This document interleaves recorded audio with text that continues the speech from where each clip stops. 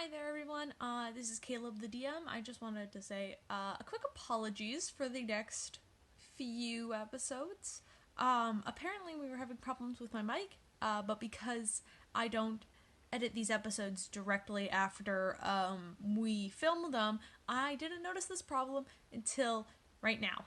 I believe hopefully it will fix itself. I'm trying my best to edit it and trying to make it sound nicer, but there is like a echo on my mic specifically, which sounds horrible. But once again, we're all learning new stuff here. This is a new experience for everyone. But I wanted to quickly just say a thank you so much for everyone who's watching this. This is insane. We've been receiving fan art, which is amazing. A shout out to the Spark Cult. It's insane. We started this as just a fun project so we could kind of document our experience, just to kind of be able to listen back on it and just have a good time. And we've been sharing it with friends who are not part of the campaign, and just thank you so much for enjoying it. I know having this sort of long form video is kind of hard to watch sometimes, but thank you for everybody who does sit through it, who has been keeping up. It is mind-boggling to just think that there are other people out there who are not a part of our group who enjoy listening to us ramble for 3 hours. So thank you. Things get real weird after this episode, so I hope you enjoy. This is a much more fun, just kind of a break episode after the whole Spark shenanigans that just went down. So just relax, enjoy, maybe grab some snacks. I love you all so much, and have a happy Sunday. Alright, bye.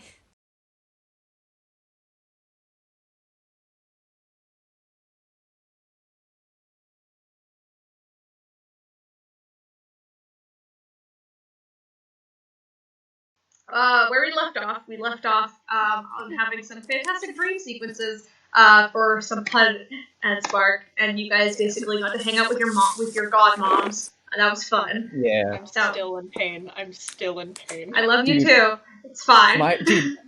Wait, oh yeah, yours was also I almost started crying. I got teared up during mine. I actually cried. Listen, for some reason I had a lot of godlike power. For some reason, and I was straight up I felt emotional when I was doing yours, Max. But for some reason, when I got to V's, I just kind of broke down at the end of it. I was okay, we did it. Here we go. All right. Anyway, so we had some emotional conversations. You guys had some nice conversation with your godmoms. And we're actually going to cut back to right before everybody goes to sleep. Because Hilda, you wanted to do something. Yeah. About that. So I'd probably pop over to Peirs' room first, because I told Tanar'ri to wait for me, so hopefully he's got the message for that. But Peirs I haven't talked to yet, and I'm afraid he's gonna go to sleep. So I'm heading there first. Okay. I'm assuming Tanar'ri's waiting out in the hallway, as he was told to do. Yeah. Hopefully not in the same hallway, because the idea it's a very is to not let long... them know that we're going together. Well, if Tanar'ri wants to wait down by the bar, he can grab a root beer or something. Or an actual beer, because I believe you guys bought a lot of beer. A lot of alcohol. I gave all of the alcohol I had to Spark. Spark is currently, has so much fucking liquor, it's not even funny. I think she needs it, though. I think you guys are just gonna have real fun today. But, yes. It was outside Hilda's room that she said to wait, so I'm probably waiting, in the hallway near Hilda's room. Okay. It's a pretty long, the thing about Salud's Saloon is the top floor is very much like a fun house, where it's it is the same hallway, but there's a lot of weird turns and twists into it. it's very funhouse-ish, because nothing ever makes sense when it comes to Salem. Hud, I can hear... Max, I can hear you. I can hear you clicking. I can hear you going... Sorry. I can hear your... Your mouse. It's fine, no. I was just like... Sorry, I was fiddling with my character sheet. No, you're fine, bud. Don't worry No, about that it. just means... Thanks for saying that. That means my mic sensitivity is too high. I gotta turn that down. No, it's no problem.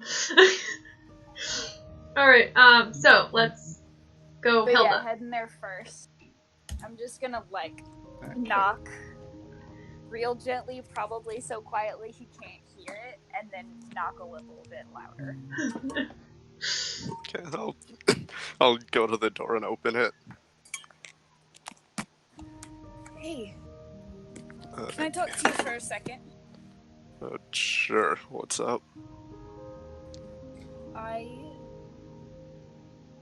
need your help with something. Something like what?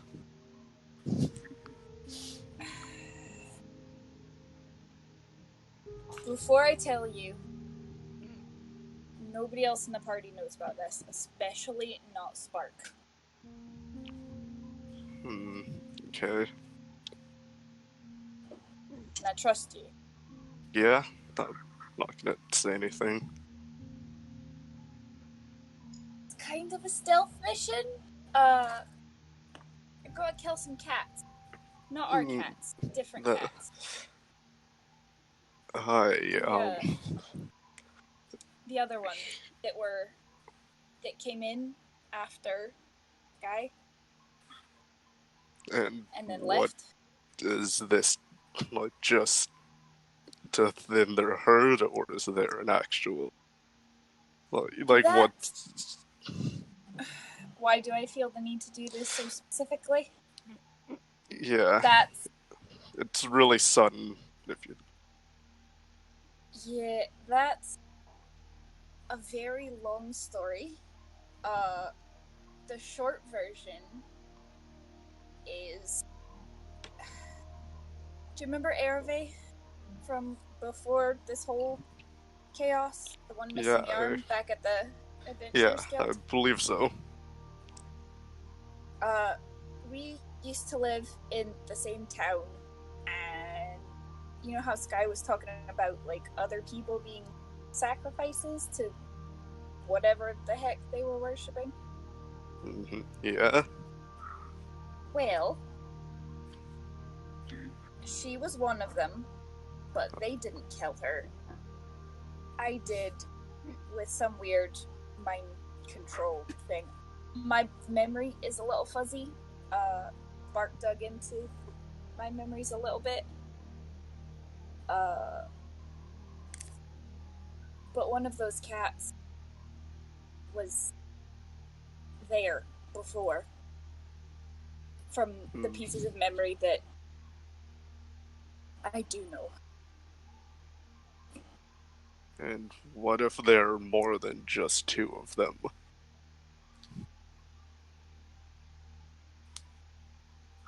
I followed them earlier. Slipped out for a minute when you guys were tying Sky up in the bouncy house. There's, as far as I know, there's just the two of them. They don't know he's dead yet. Well, the two of them and the weird dog thing. Well, do you really think just two of us would be able to do this? I mean, don't get me wrong, I know we're relatively strong, but we don't know what they can do. I understand. And if you don't want to come, I get it. I know Spark and Puud are in no condition to deal with this at the moment. I get the feeling that this is the first, like, humanoid that Puud's killed. Like, specifically. So he's not doing so great, and Spark's not doing great for obvious reasons, and I don't want to leave them unprotected, so I can't bring everyone.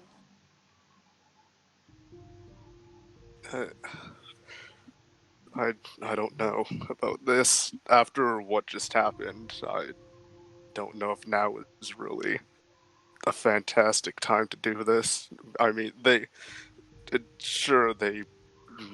probably won't, maybe won't see it coming, but still, do you not think it's too sudden after what just happened?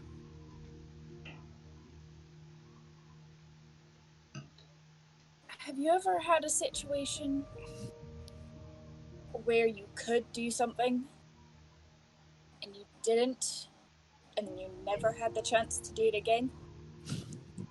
I've done so much, and I'm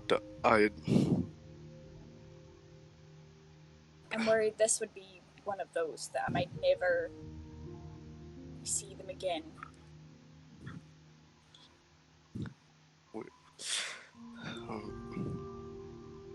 But I know where they are right now, and I can take care of it so they can't hurt anyone ever again. only this once. Thank you. I owe you one. I owe you more than one. I'll meet you downstairs in a minute. Okay.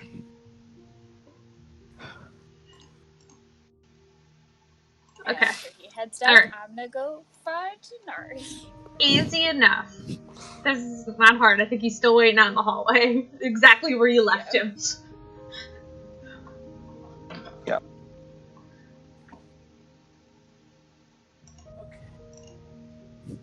Okay, so I want to start this conversation by telling you that I will never judge you for running off to do things by yourself again. I completely get it now. I'm not gonna let you. I just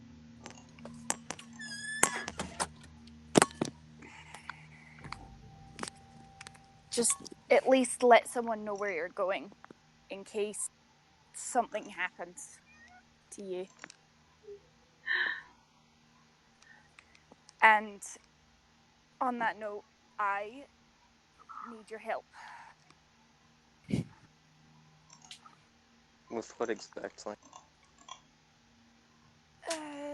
Stealth mission, which I know is kind of your thing.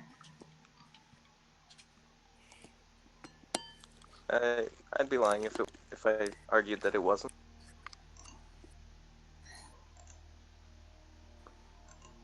I want to go take care of the other cat. The ones that were here and left when Raven disguised himself. I want to keep him from hurting anyone else. And it's kind of personal, and there's, like, even if you choose not to come, Bart can't. No. She's been through a lot already.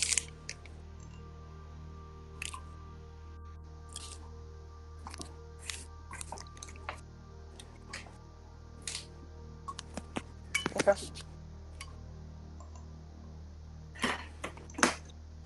I owe you one. And another thing.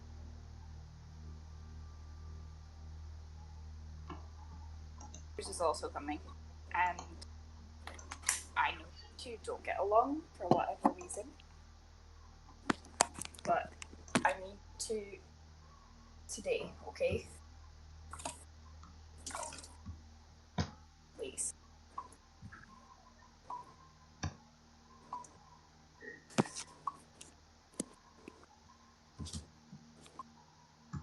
I can probably get along with him, at least for a little.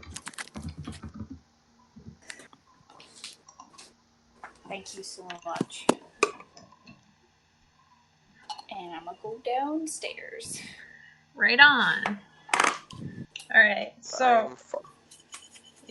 Alright, so, assuming I just want to quickly ask, what's all of your guys' hit points at? How are you guys? I've been at full for the longest time. You were never hit. I'm talking. Yeah, You were I on. never. Yeah, get you hit. were not feeling. I don't think Hilda was hit a couple of times with darts. A and little bit. And I know Tanar'ri took some pretty heavy hits from Sky. So what are you at? What are you guys at? Let me see, because I didn't roll yet. I forgot to do that. Yeah, you can heal yourself back up a little bit. But I don't think I'm down that far. I think I only did about get back up to 8-ish damage to you, I believe. Yeah. I mean, if you decide to use one of your druid healing spells, you could also, get it done. Yeah. But Steven, what are you at? What's Tanar'ri at? I'm at 39 out of 49. Oh, okay. So you're good. Okay. It's just I want to make sure that I'm a little lower than I thought. I'm at 66. I didn't want to risk rolling. Okay. I didn't want to risk rolling low, so I just took the average hit dice for the short rest instead of actually rolling for it. No, that's fine. Yeah, that is a-okay. You can do the same thing as well if you want. You guys, you can grab some hit points before you run out. This is me reminding you because any spell slots you've wasted will not be returned. But I don't think Peirs has used any spells. No. No. Okay. And I don't think Hilda's you haven't used your rage today. I don't think so. You're good. No, of course. Not yet. Okay. And then Tanar'ri doesn't have anything that can only be used once a day, so he's fine. He's just sneaky boy all day. Sneaky boy. All right. And so as the three of you kind of collect yourselves down in the sort of bar area of the saloon, the saloon, not the saloon. Actually, a great pun. Max wrote it. I give all the credit to him. Okay. Yeah. So actually, I'm assuming Hilda and Tanar'ri is about to say Peirs. Hilda and Tanar'ri are both downstairs already. Yeah, at that point you're the last. Yeah. As Peirs is going down, you would both see that he has the helmet in his hands. Okay. Fucking helmet. Alright. Yeah. Hey, Sparks in your bedroom crying with Raven right now. You're not allowed to talk. I'm sorry. I know. Okay, and so the three of you are going to, I'm assuming, since Hilda knows the way, you guys are going to head off. You guys don't need to stealth heading to the elevators, but when you get up and out onto the main disc, do you guys want to roll for stealth checks? I'm assuming? Yeah. Yep. Alright. It's going to be a general stealth check, so all of your stealth checks together will kind of make up a total, which I believe is going to be quite high, regardless, because... That is an 18. Yep. 17. Yep. Wait. Let me get this to roll. And... 7! I rolled a 2 plus 5. Yikes! Hey, but you got that plus 5 though, and because your other two teammates are super stealthy, you guys managed to make it to the Greenleaf Inn without making much of a scene or noise at all. You know which floor they're on, and you know generally which room they are from the outside. If you were to go inside, so what's your plan of action? You don't know how to get to their room from the inside, but you do know where the window is. And I'm assuming I can't carry both of them with the boots. I could probably only carry one. You could probably... I mean, both of your teammates that you've decided to bring are quite large, but you're also quite strong. I'm less strong now. You are less strong now, because you did get rid of that. So I'd say you could probably hoist them up one at a time, but it would take... I would get you to make a strength check, or an athletics check, for just, lifting them. Okay. So... You said athletics? Athletics. It'd be, athletics. Okay.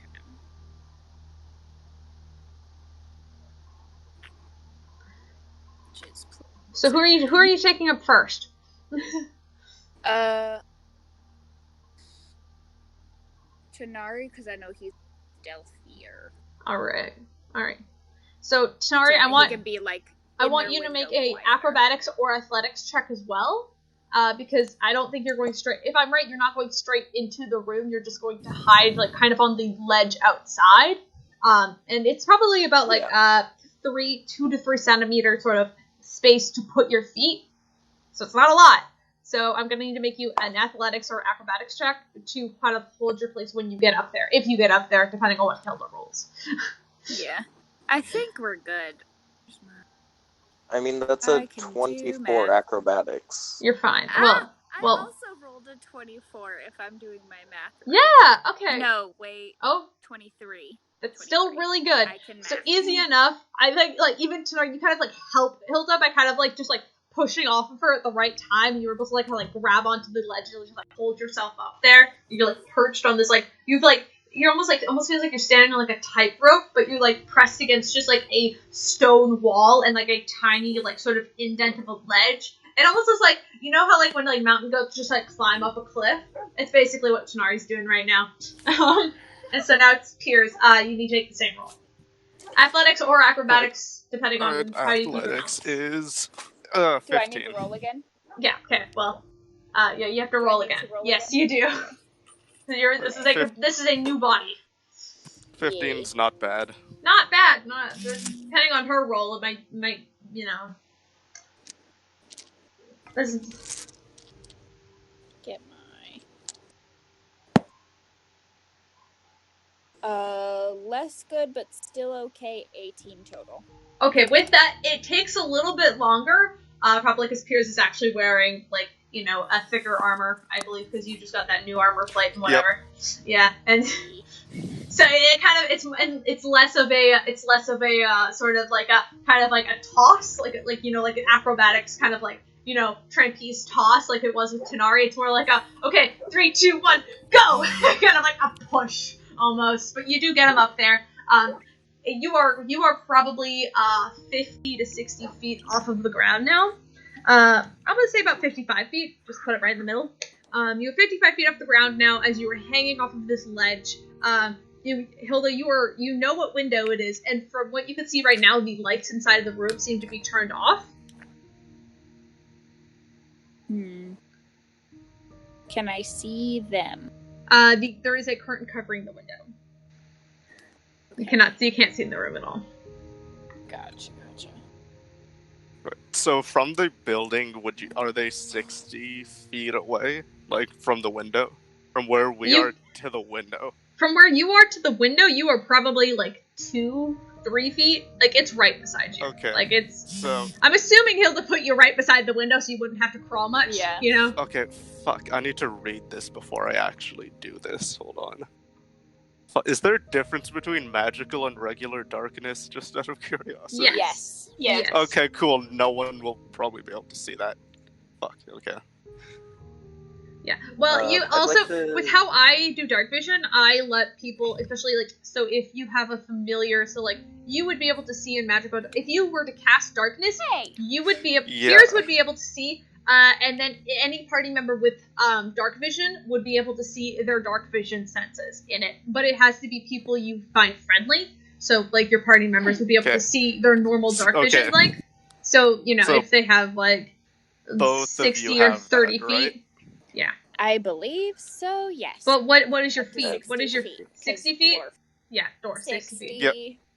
Yeah. 60 feet as well? Okay. So you guys will not be able to see easily. So darkness is a fun spell, and that's why I kind of homebrewed this a little bit. So you guys will be able to see, but your dark vision is halved in the magical darkness. So you're only able to see 30 feet in front of you. Make sense? Yeah. Yeah. So that's still quite a distance, but it's like not as well as it usually is. But they won't be able to see at all, despite having to back dark vision. Yeah, they wouldn't be able to. Dope. But Peirs would be able to see perfectly fine. Okay, before I do anything, so do you have a plan then? I didn't get that far. Really quickly, I want to check if... I assume the window is one that can be opened, so I want to Yeah. check if it's locked. Okay. Make an investigation check. I guess that would be. Not very good. 5. Oh boy. You go and you press your hand against the window and kind of like pull it up, and you're having trouble getting a grip on it, and so you have no idea if it's open or closed, if it's locked or unlocked. You just kind of like pull on it, and like you try to like stick your fingers underneath it, but you really, it's like it seems to be like you can't do anything with it. It's hard to tell. You don't know if you could open it, and your fingers just aren't sticking to it in the right place, or if you don't know if it's because your fingers aren't sticking, it might be locked. You can't tell the difference.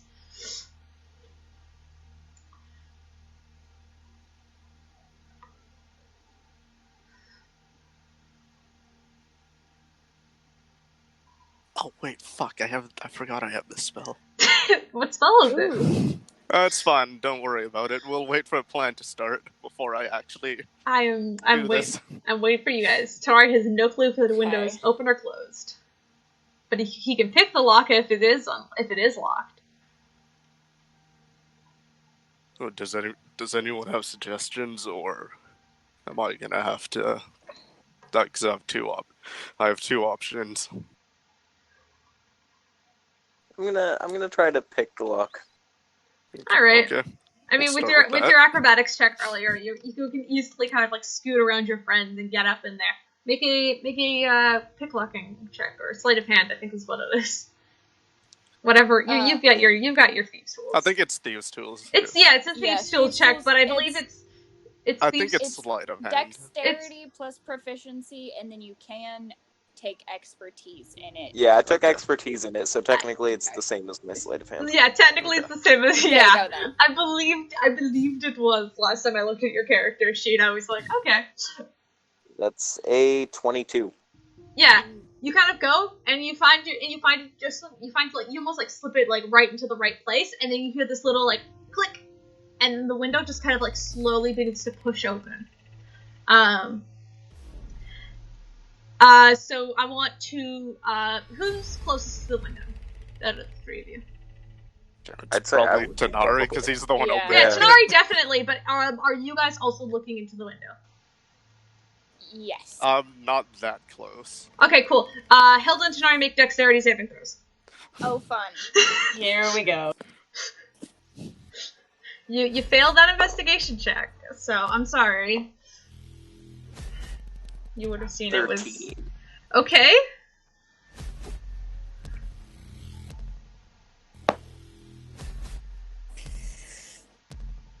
Five. Cool. Alright. Fun. Okay, so both of you take 6 points of damage as you are both shot in like the chest, or like you're both shot with like these little arrows that knock off your balance, and the two of you begin to fall now. Hilda, your boots are flying still boots. active. Flying boots. Tanar'ri has no way to save himself though.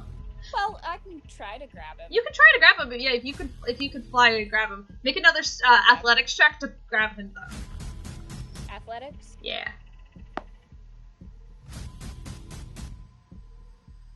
23. 23? Yeah, no, easy enough. Hilda flies down and, like, Prince, like, like Superman catches, like, like, she Superman swoops in and catches him. And so, I'm assuming you're strong enough to carry him. Probably. I mean, you carried him up here the first time, so Tanar'ri, you've been caught by Hilda, and I imagine she's just holding him, like, princess style, as, Yeah. Anyway, and Peirs, you can tell from being the only person left up there that there seems to be holes in the curtain now. Make a quick. What's your passive perception? It is 11. 11. Oh, dang! I'm sorry. But you do notice that there might be someone inside that might have been waiting for this, and that's why there were shots fired when the window was opened. I'm gonna wait for the other two to get back. Actually, no, I'm gonna do a stealth, actually, and wait for them to get back up. Yeah, make a stealth check. That is... that's 13. Alright, anyway, cool. So I'm gonna let Hilda and Tanar'ri kind of fly back up to get level, and let's look for initiative. Woot. Hold on, give me a second, because I always seem to lose my initiative counter, like, the moment before we start an initiative, because it's the one thing I never have prepared for some stupid reason. My dice have decided that anything important is going to get a bad roll. That's why I No. decided, hey, let's try digital this time. Fucked me over. Alright, time to get Yeah, back. I had Wait, to get the switch out physical of my dice. digital, Yep. Oh, yikes, okay. Jesus. and I am changing. Oof. Alright, here we go. Where are my dice? Okay. This is me, though. Yeah, I know that oof was for you.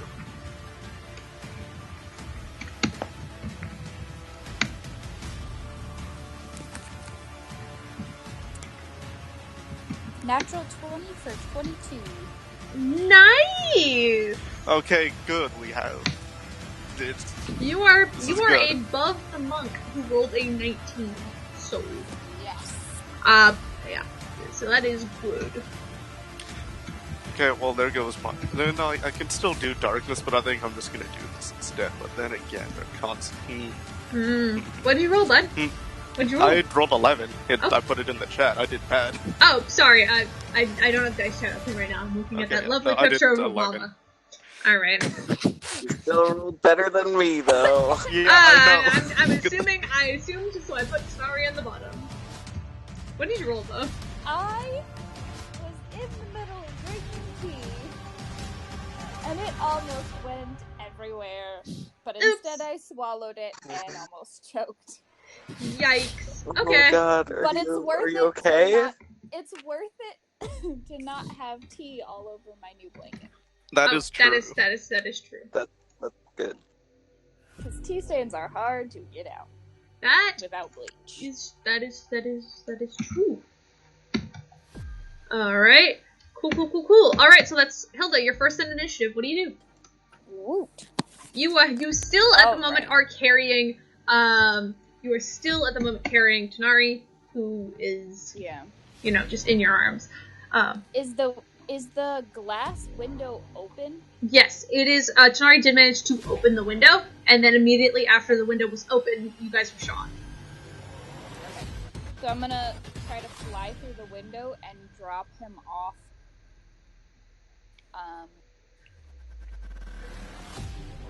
Inside. Kind of next to somebody.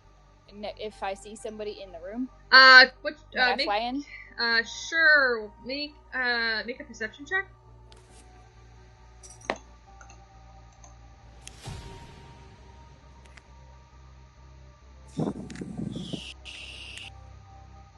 Ten. 10. There's a lot of curtain in your face when you first access the room, but you can drop Tanar'ri off on the floor just by the window, and you let him fend I'll for drop himself. him off. Yeah, I'll drop him off right next to the window, and then try to bonus action raid faux show, because I know there's gonna be monks up in this business. Oh, hell yeah. And then, do I still have my action, Yes. or is it a okay? Yeah, you still have your action. I'll say that dropping him and basically moving in was your movement.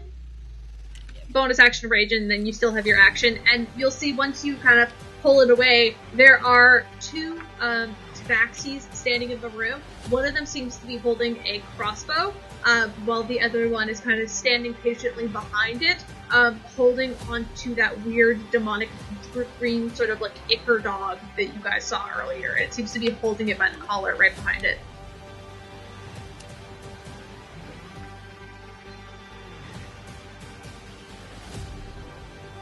I'm gonna try to take the dog out first. Go for the dog. Alright, So I'm a smack it twice. go for that. Roll.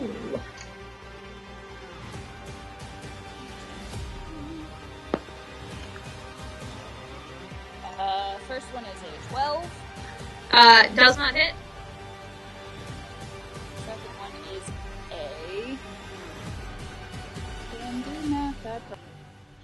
16. 16 hits. Okay. Sorry, did you say that if the 12 hit or not? No, did not hit. Sorry, that one Okay. missed. So just one d12.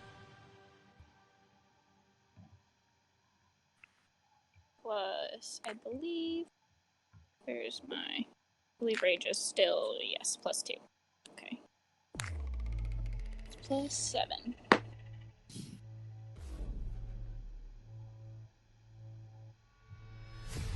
hate math. 8 plus 7 is 15? Yeah, Yes. I believe so. Okay, 15 damage. 15 damage. Perfect. Alright. The dog kind of lets up this yelp, this like weird, like kind of like scratchy, demonic yelp as you like whack it with your great axe. Alright, and right after that, it is the monk's turn. You watch as the monk kind of lets go of the dog as you swat it at it, and it immediately is going to just go in and just begin to start sort of strategically pummeling you. Alright, so I'm gonna roll. Okay, cool. Alright, now, okay, so the first one, was a 8, but the second one, was a, 17. Okay, so the 17 hit. 17 hits, alright. Cool. And I believe, hold on, give me one sec. Alright, so that's, you take 8 damage for that. But he's going to use a key point and try to punch you 2 more times. Okay. Is 8 the halved, or is it half of 8? 4, it'd be 4 then. Sorry. Okay. 8 was total, 4 would be halved. I forgot how rage works, it's been a while. Alright, so the next one... Rage is very useful against monks. Yeah. So, first hit is a 24, which I believe hits. Yeah. Second one is a 17. Also hits. Alright. In total, that would be another 8 damage plus another 9 damage. So that'd be 4 and then 5 damage. As you are punched a bunch of times by this monk. That just is going at you. Then the one who seems to be holding the crossbow is going to turn and attempt to shoot Tanar'ri, who is sitting on the floor. I'm sorry. Cool. That's a natural 20. I'm sorry. It's okay. Oh no. Oh, hold up. Because I should be able to... Yeah, I'm gonna use Uncanny Dodge. I had a feeling you were going to use Uncanny Dodge, which is fine. You can totally use Uncanny Dodge. Alright, so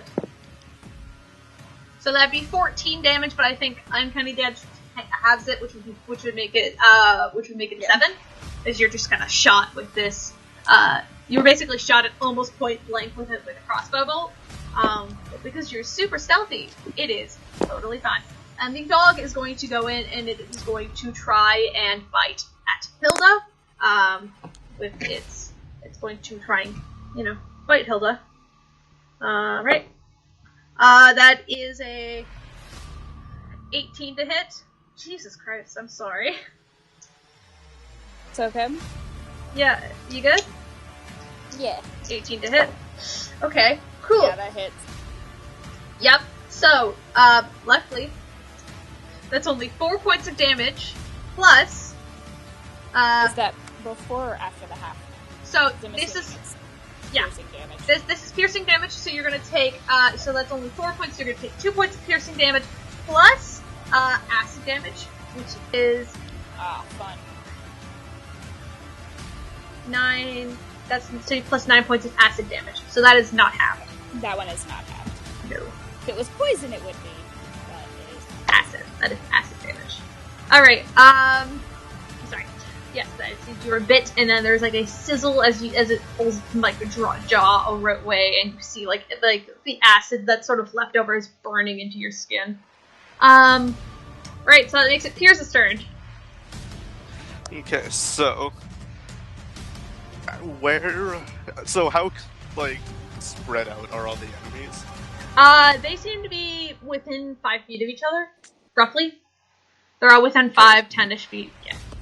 So, where would I have to cast Shatter to not hit my teammates? You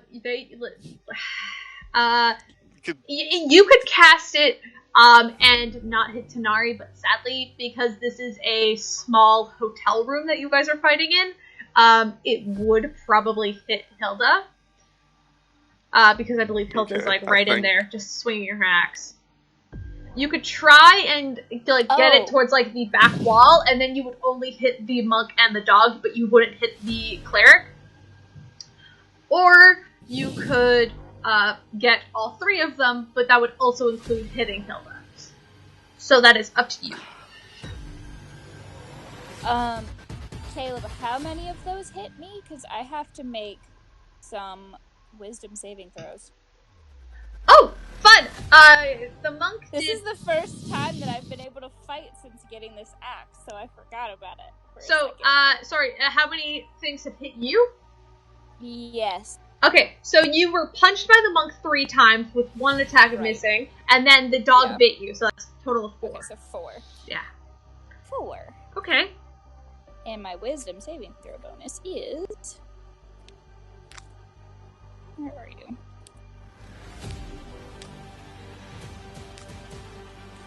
There you are. +2. Yeah. Okay. Nope, first one fails. What happens? So, let me read this. Oh wait, I didn't try to roll that. Berserker Great Axe. This axe is cursed, and becoming attuned to it extends the curse to you. As long as you remain cursed, you are unwilling to part with the axe, keeping it within reach at all times. You also have disadvantage on attack rolls with weapons other than this one, unless no foe is within 60 feet of you that you can see or hear. Whenever a hostile creature damages you with it, while the axe is in your possession, you must succeed on a DC 15 Wisdom saving throw or go berserk. While berserk, you must use your action each round to attack the creature nearest to you with the axe. If you can make extra attacks as part of the attack action, you use those extra attacks, moving to attack the next nearest creature after you fell your current target. You have multiple possible targets. You attack one at random. You are berserk until you start your turn with no creatures within 60 feet of you. Cool! Fun! I forgot that axe did that. Yeah! I knew it had some fun things to it, and I mean, you guys got it out of a mummy's comb, so having a cursed item just kind of made a little sense. I knew it was cursed, so I forgot what the Berserker's curse was. It's been a while. It's very fun. Very fun! It's been like a month and a half at least. At least I think it's been a month since you guys planted that bean. This is gonna be interesting. Oh, 100%. Peirs and Tanar'ri, you guys look over as Hilda kind of is punched in the face, and then she just looks back to this cat, and usually you've seen her rage before, but this is an almost different kind of rage. As her eyes are her pupils are almost dilated to almost nothing, as she is completely just seeing red. Hilda, it is a little familiar to when you were kind of cursed last time you faced these foes. Yeah. But at least this time, you can remember what's happening. Fun. Fun. Peirs, it's your turn. Okay. You know, I mean,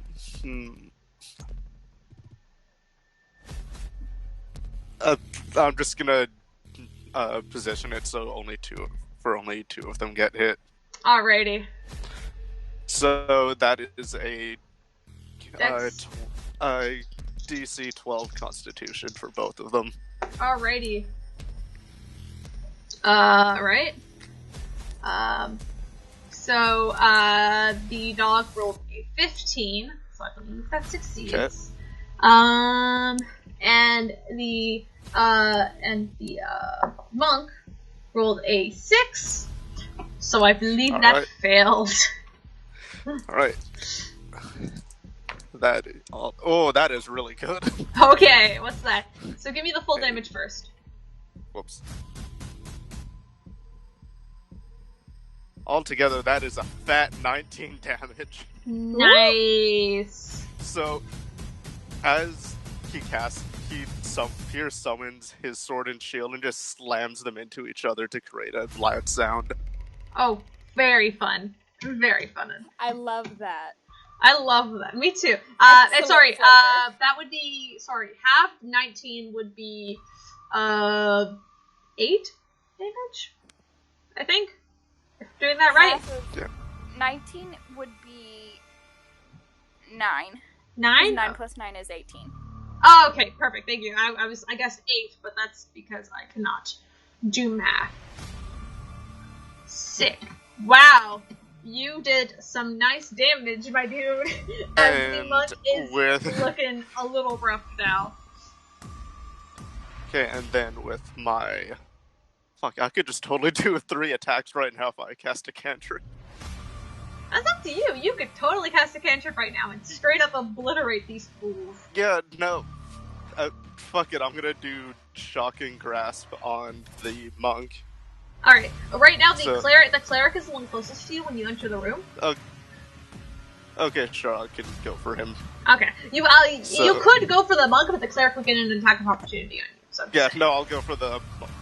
The cleric. That is... fucking 8 to hit, damn it. Yeah, sadly, that does not hit. I'm sorry. Okay. Alright, all good, and that is all I can do. Alright.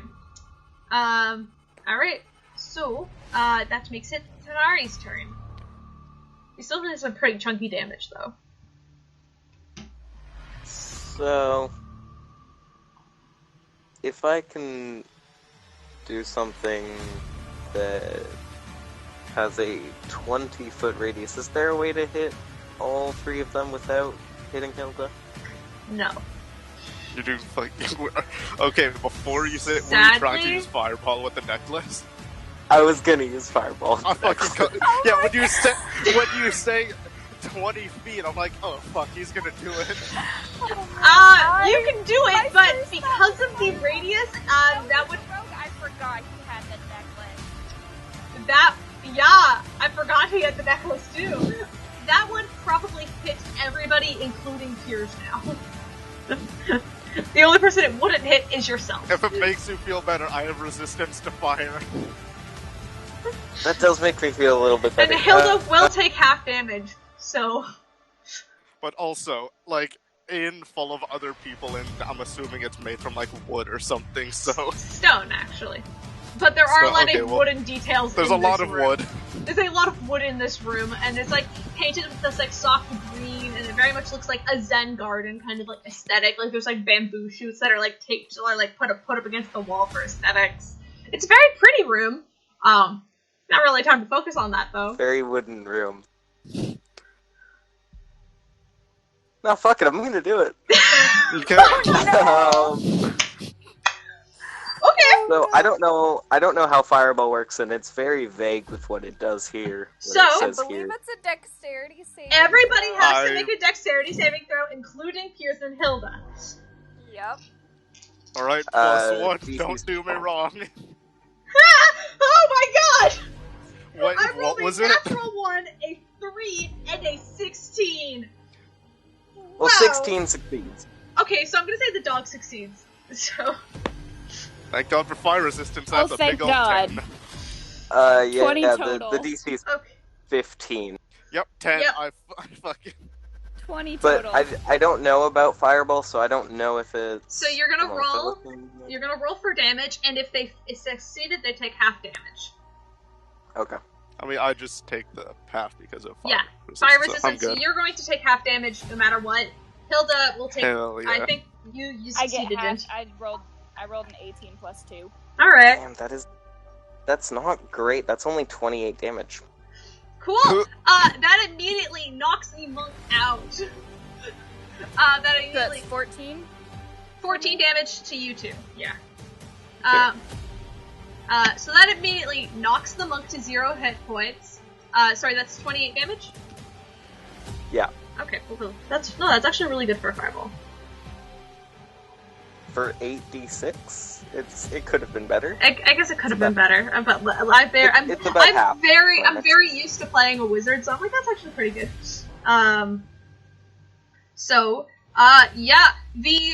The cleric is looking very bad, and I think you said it was 14. So Have to be 14. The dog is also not looking very, very good. As the monk you blow it up in the monk, you just hear this loud scream as the monk character, or the monk cat, whatever. He just kind of lets out this yelp and then collapses on the floor. And the dog kind of lets out this yelp and begins to kind of curl up and try to sort of push itself back against the wall. So I'm gonna let Hilda, if you want, make an attack of opportunity if the dog is trying to run.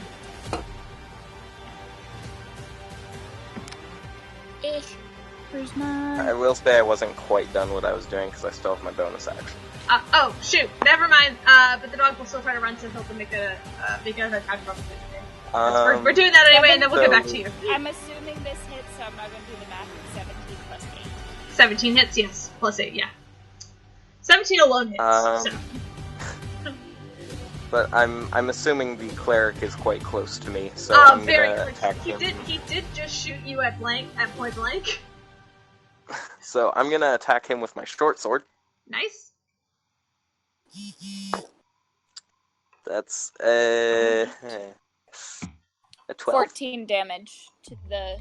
The dog collapses and just kind of it's weird. Its form almost the form almost breaks apart and just turns into this pile of goopy ichor on the floor. But yes. So what are you doing to hit the cleric? It was a 12 to hit. That does not hit, sadly. So that was your bonus action, I believe. That was my bonus action because my action I used to cast Fireball. Yep. So that brings us back to Hilda's turn. As a free action, the cleric is looking very panicked all of a sudden as he just looks as his two teammates are just down, and he's beginning to sort of tense up, and he has this crossbow which is currently on fire, and he's trying to shake it out so he can reload it, you know. Which I'm assuming this cleric is the one that I recognize, right? This is the one. This is the person who you can tell cast a curse on you, and regular Hilda would attempt to interrogate him at this point. But this is Berserk Hilda. Berserk Hilda's gonna smack him. Smack him real good. 'Cause that's what she's gotta do. You can also tell that this is this cleric seems to be wearing some plated armor on him as well. Yeah. That does seem to be embroidered with this strange sort of star-shaped crest. The first one is a 21. That hits. The second one is a 19. Cool. How do you want to do this? I'm not even going to make you roll damage. He has 3 hit points left. He's beheaded. Just cat head just flies. You watch us across the floor. Hilda, you watch us. I feel like it's that scene where it's I'm blurred out in the background, and you just see the blurry head just goes and then lands in frame in focus. Oh, 100%. The two of you watch as Hilda just goes, and she just full force swings at the back of this cat's head. Its head, you watch as the last bit of life sort of flickers out of his eyes, and he kind of just and the head just goes flying off. Blood splatters, crossing the already charred and slightly burning interior of this room as Hilda is standing there in the middle of this ashy black floor. Flames are beginning to curl up the bed and up the walls from the fireball that Tanar'ri cut. And as Hilda, you were sitting there, your blood is everywhere as this cleric's body slowly drops to its knees and then to the floor. And there is no life left, but you do hear quickening footsteps coming up and running down the hall now. I want to cast Thaumaturgy to stop the fire and clean everything, and then Peirs is just gone. He's fucking leaving. That is going to take you a minute. Okay. That's probably gonna take you a minute. So you guys can leave immediately, or... I want to search the bodies. So that is going to take you guys a couple of minutes, and you don't know how far the noises are, but you guys could for sure do that. Make an investigation check for me.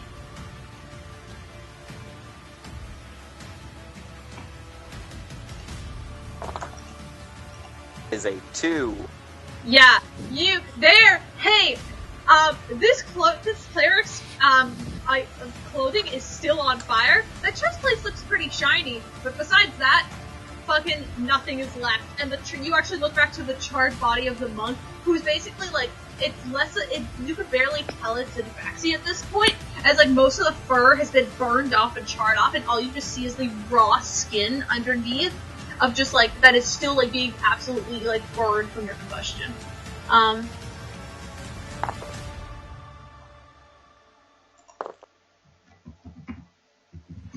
dice hate me.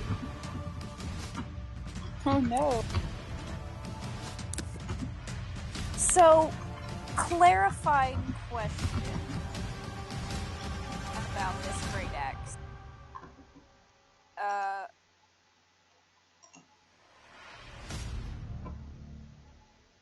It says creature and does not specify. Hello? Hello? Sorry, I laughed. Okay. You're right. Yep. Sorry, somebody went robotic, but Yeah. You sounded a little robotic, but it's fine. Don't worry about it. So it says that I have to attack the nearest creature, and does not specify that they have to be hostile. Does that mean I have to take a swing at a party member now? That is up to you, Hilda. Okay. You can either look back to your party members and identify them as non-hostile threats, or you could just identify them as friends and sort of be removed from that, or Tanar'ri just blew you up with a fireball. How do you see that? He did give you a little bit of a warning, I'm assuming. Okay. So. Probably not, honestly. Okay, well. Okay. Moving straight up, I was probably just like, I look down, remember that I have it, pull off a bead, and I'm like, worth a shot, and throw it. Okay, so that is up to you. Without warning, you would probably know that Tanar'ri threw something at you, through a small bead that blew up in the room. That is up to you. Are you gonna take a swing at him? So part of Paige wants to get everybody out of here as quickly as possible because she doesn't want to be responsible for her friends dying. But also, chaos is fun, so I'm gonna roll to see.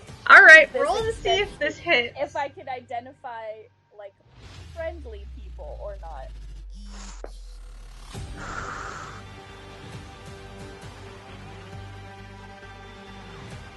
So 13. It's a I'm going 13 to hit. say I can identify them as... Okay. So Hilda, you find yourself kind of calming down after this rage, and you're looking around, and like a bit of your like direwolf hide just kind of is like on fire, but you quickly pat it out as you look around the room, and you just see the scarred, basically like in like almost unidentifiable body, just like on the floor behind you, a pile of ichor and a beheaded tabaxi. Those are the three objects you see in this room. Everything else is on fire or being lit on fire. And the window is open, and you can hear footsteps out the door. Tanar'ri cannot find shit on these bodies, as he probably tries. I'm assuming because the cleric's closer, you kind of walk up to the cleric and you flip it over a little bit. Yeah. You see absolutely nothing, and you're like, shit. What are you guys doing? I'm going to create water. And let it rain in the room. It's a 30-foot cube, and it'll extinguish. That would probably. This is a 30-foot by 30-foot room, so 100% that kind of like just encapsulates the whole entire room. As you hear this loud sort of like on like the door. It's like this loud, and you hear like this sort of like you hear just this loud banging on the door from like security or maybe just like hotel management heard the ruckus and are now coming to see if everything's all right. Peirs is grabbing both of them and jumping out the window and like getting out. He's grabbing both of them like by whatever Yeah, Like, I'm gonna he can't. try to pick them both up and float them both down. I know it won't be the most graceful landing, but then So nobody's make jumping out the an window to athletics their check with death. disadvantage. Disadvantage. And both of you make acrobatics or athletics checks. Good. Yeah, just keep fucking me over. That's fine. Okay. Nat 20. 8. Tonight, you basically, Peirs, you go 27 and you kind of just, yeah, I would say, Peirs, you go, you grab onto, like, the back of Tanar'ri's shirt, you kind of, like, try to, like, chuck him out the window. Tanar'ri, you look down at it, and you, like, hop, you just kind of, like, gracefully hop, and maybe do, like, a front flip or something as you, like, go and land out, and you successfully land on the ground without taking any damage whatsoever, and barely need Hilda's help. Which is cool, because I rolled a 12 total. What did Peirs roll? 8. That was a 3 plus 5. Okay. Can I try to break their fall? I'll say yeah. You can try to. Sorry, you're like standing there with your hands outstretched as your friends just kind of come crashing into you. I'm gonna say both Peirs and Hilda, you guys take 2 points of bludgeoning damage, and Tanar'ri, you'll take 2 points as well, just for being squashed by your friends. But you guys do manage to make it successfully out of there, as you begin to hear louder shouting from the room as people have now opened the door to the room and are looking around at the mess inside. And you guys are standing out in the middle of an empty road in the middle of the night. He's pulling both of them. Just run. Are you running, or do you guys want to make a stealth check? Are you guys straight up sprinting? I want to say, like, I'm gonna start booking it back towards the elevator before Peirs can even get a chance to grab me. Yeah. And I'm gonna try and be stealthy. Okay, so roll for a stealth check. Peirs and Hilda, do you guys want to roll for stealth, or are you just booking it? Because you can be stealthy, but you can't be fast and stealthy. You can be fast, or you can be stealthy. It's up to you. This is on my end. He is not letting go. He is just fucking running, like, holding her arm. Okay. That's So fair. yeah. But with a Just fast 29 and stealth check, pace. can I be fast and stealthy? Yeah, you guys kind of go. Peirs, you grab onto Hilda's wrist, and you start running. You go to grab on Tanar'ri. Tanar'ri's fucking gone. You're like, okay, shit, we just gotta keep going. You guys are bolting down the road, and you hear shouting as you hear shouting as you guys book it down the road, and you make it to the elevator. Tanar'ri's already there. I'm, like, ready to get that elevator shut, get it down to the... Yeah, Tanar'ri, I imagine he's standing there with his hand in the elevator, just like, go, go, go, you know, kind of like that. Yeah. Alright. And so the three of you make it into the elevator Yeah. without anybody seeing you, because I rolled a 2 on a perception check. So even when you guys were going fast, nobody saw you. Whenever that door closes, Peirs collapses on the ground shaking. Hilda's just gonna, like, hug the frick out of both of them. Group hug. Group hug in the elevator. And I owe you both big time. Well, that was fun.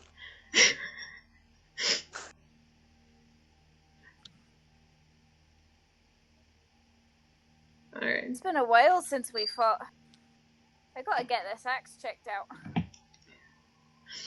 It actually has been quite some time since you guys had some like good combat though. It's been some time.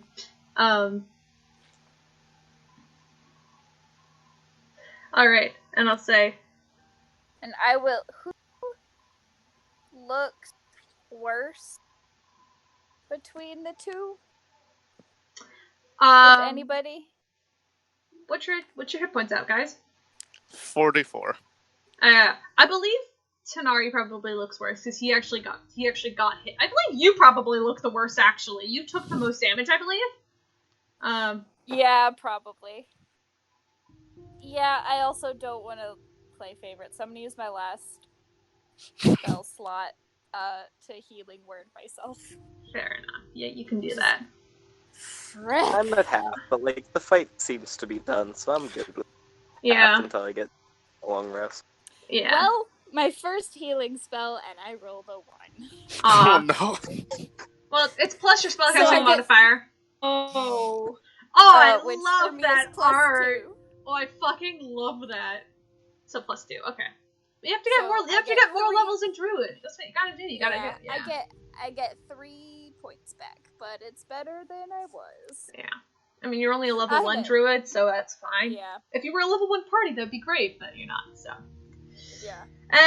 I'll say with that, you guys make it 37 back out to of 80. the saloon, and you guys can find your rooms once again quietly. At this point, I'm assuming Raven. I'm just gonna say for clarity of the situation, Spark has just begun to head back to her room, so Tanar'ri can kind of stop her in the hall and kind of go, and the two of you can sort of, the three of you can kind of curl up, take a long rest.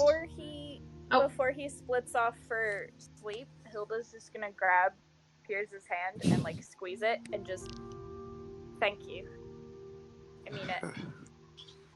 He doesn't really say much and just keeps going. I'll head to my. Alright. And with that, everybody gets a long rest. Woo! Morning comes. There are some pancakes pre-made from when Peirs and Puud had a nice baking competition. The other, just a couple. Wow. Nope. That was 2 sessions ago. But I swear to God, this is the same day. Whoa! Whoa! Wait. It's a new day, guys. Are we moving into a new day now? We're moving into a new day. Wow! Oh my God! 3 sessions on the same fucking day. Yeah. Oh my God! Oh my God, guys! Round of applause. This is the longest day of the Wow! I marked a day off on the calendar for the first Wow! time. This is some fucking Dragon Ball level of bullshit time. Oh I know! Oh my God. I swear, we've been playing for longer than 24 hours in the same day. I know. I swear to God. Yeah, it's fair. Because you guys, first of all, you showed up to Bahara. You had a fun day. I Tanar'ri actually turned think we green. spent about 12. Yeah, because you guys showed up to Bahara. You guys went to the Saloon Saloon on Pud's request. That was day 1. Then you guys spent an hour there. Tanar'ri turned green. You guys spent an hour hanging out. Tanar'ri cried. Then you guys got up. You left. Hi, guys. Hello. I didn't realize she was. Is she actually with you, like physically? Or No, they just texted me to ask if we could call, and I was like, "Oh, it's D&D night, sorry." And they were like, "Oh, take your time, tell everyone I said hi." So. Okay. Oh. I miss them. They're fucking great. Oh, their episode just went up today. It was fantastic. I missed that. Remember when you punched Tanar'ri in the face so hard that he dropped to like really low? Because you were almost bloody, I believe, if I remember correctly. Man, that was so long ago. Oh my God. Jeez. Wow. Yeah, you guys went, then you guys left, you wandered around Bahara, you guys went, you saw Sky, you hung out with, some statues, you bought some liquor, you did some other stuff in Bahara. You just hung around for a little while. Then you guys went back home, it was around 6 or 7 p.m., you guys went, saw Sky shit happened. Sky shit happened all the way up until probably 12-ish, and then you guys went, did a fight, and that probably lasted until 1 or 2 in the morning, and now you're finally going to sleep. Yeah. That was I think 3 we have about fucking 12 or 13 sessions. hours total. Yeah. Oh my God! Wow. Oh boy. Well, But it is a new hey guys, day, bitches! Welcome to Tuesday. Or wait, hold on. On the calendar, roughly what day of the week would it be? It's a Monday. Well, It's a it's either a Monday or a Tuesday, depending on whether or not my calendar starts on Sunday or Monday. But my calendars usually start on Sunday, so let's say it's Monday. It's Monday, guys. So this all happened on a Sunday. You wake up on a beautiful Monday morning. To be fair, there's no sun in the sky because you guys are in a mountain. So we could just say it was a Monday and that this is a Tuesday, because that sounds like a fucking Monday. That does sound like a Monday. Fucking Monday. Oh, we can say it was a Monday. That's fine. It's fantasy. It was a Monday. Days Okay. of the week We'll don't say this fucking calendar matter. starts on Monday. All right. That sounds good. Make a note of that. Oh, geez, that was one heck of a Monday. Can you make a note where you mark off it and be all like, the sky Monday? Like, can you make a note Oh, of that I've already marked it off on the calendar. We're gonna go back to that in like a couple of days. Oh my god. Jeez. Well, it is a beautiful morning. There is no sun in the sky, as you are in a mountain. But there is a pre-made breakfast that was made courtesy of Puud and Peirs, which is pretty dang good, as you guys rolled super good, if I remember correctly. And as you guys sort of gather together, you feel either relieved or relaxed after having a wonderful conversation with your deities. Puud, you hear a little voice in your head. Oh boy. Oh god.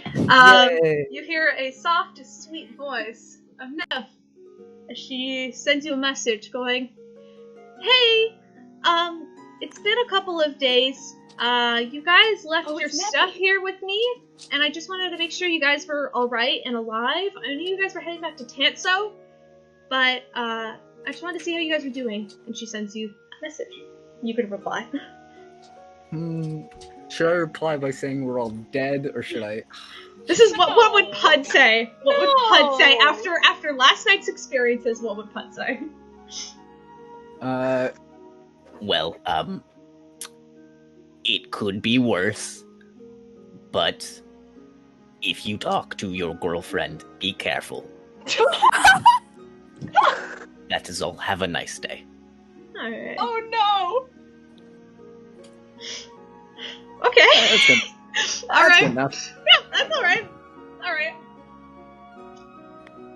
Yeah, yes, that's it. Yeah, she doesn't send you a message after that. She's probably just real confused sitting in her bakery right now.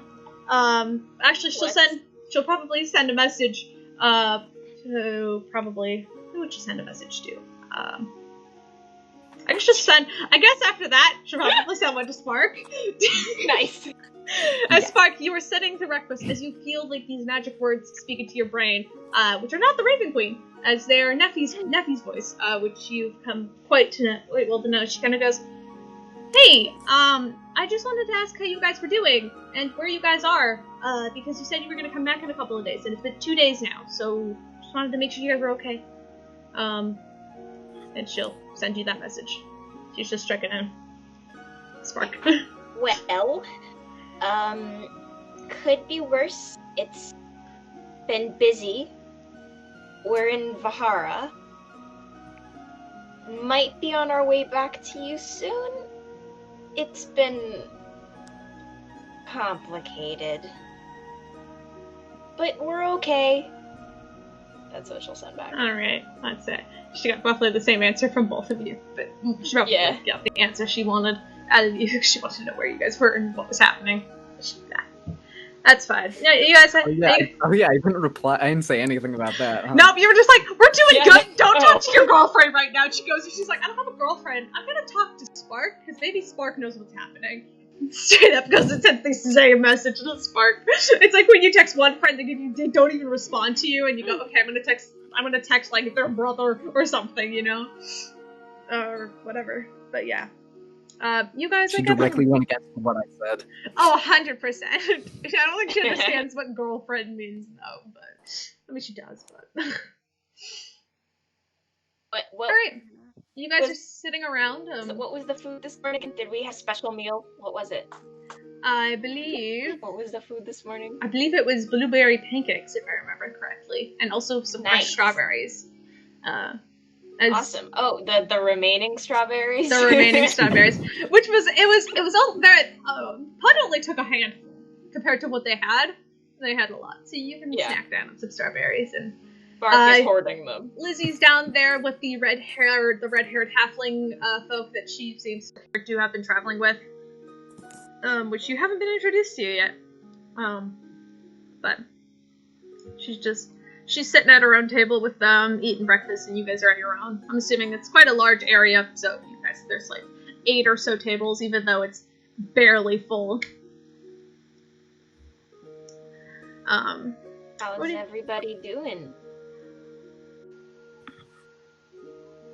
New day? New stuff? Yeah, it's long night. Yeah. No, I agree with that. How are you feeling? Well, better. I feel a lot better. A bit more at peace, I think. It's a little bit... It's not easy, but, you know, I think... I'm not okay, but I'm okay. But better. If it makes sense. Yeah, I'm better. I had some important chats, and that was good for me, I think. Oh, good. And she'll kind of squeeze Spark's hand. Anything happen? Well, I know I was kind of out of it a lot of last night, and people were moving around a lot. Did anything important happen while I was kind of No, not really. Just I want to say that Spark would insight check that, but she wouldn't.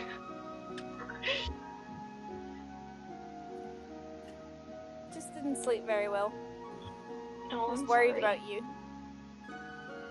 I'll be okay. I promise. I Nope. didn't get a good sleep either. I was thinking about something. We all had it a bit rough, didn't we? I mean, it was kind of a rough day. Very long day. Very long day. Ugh. Yeah, it didn't even feel like it was just a 12-hour, 16-hour day. Felt like 3 weeks. Good. It felt like 3 weeks. I don't.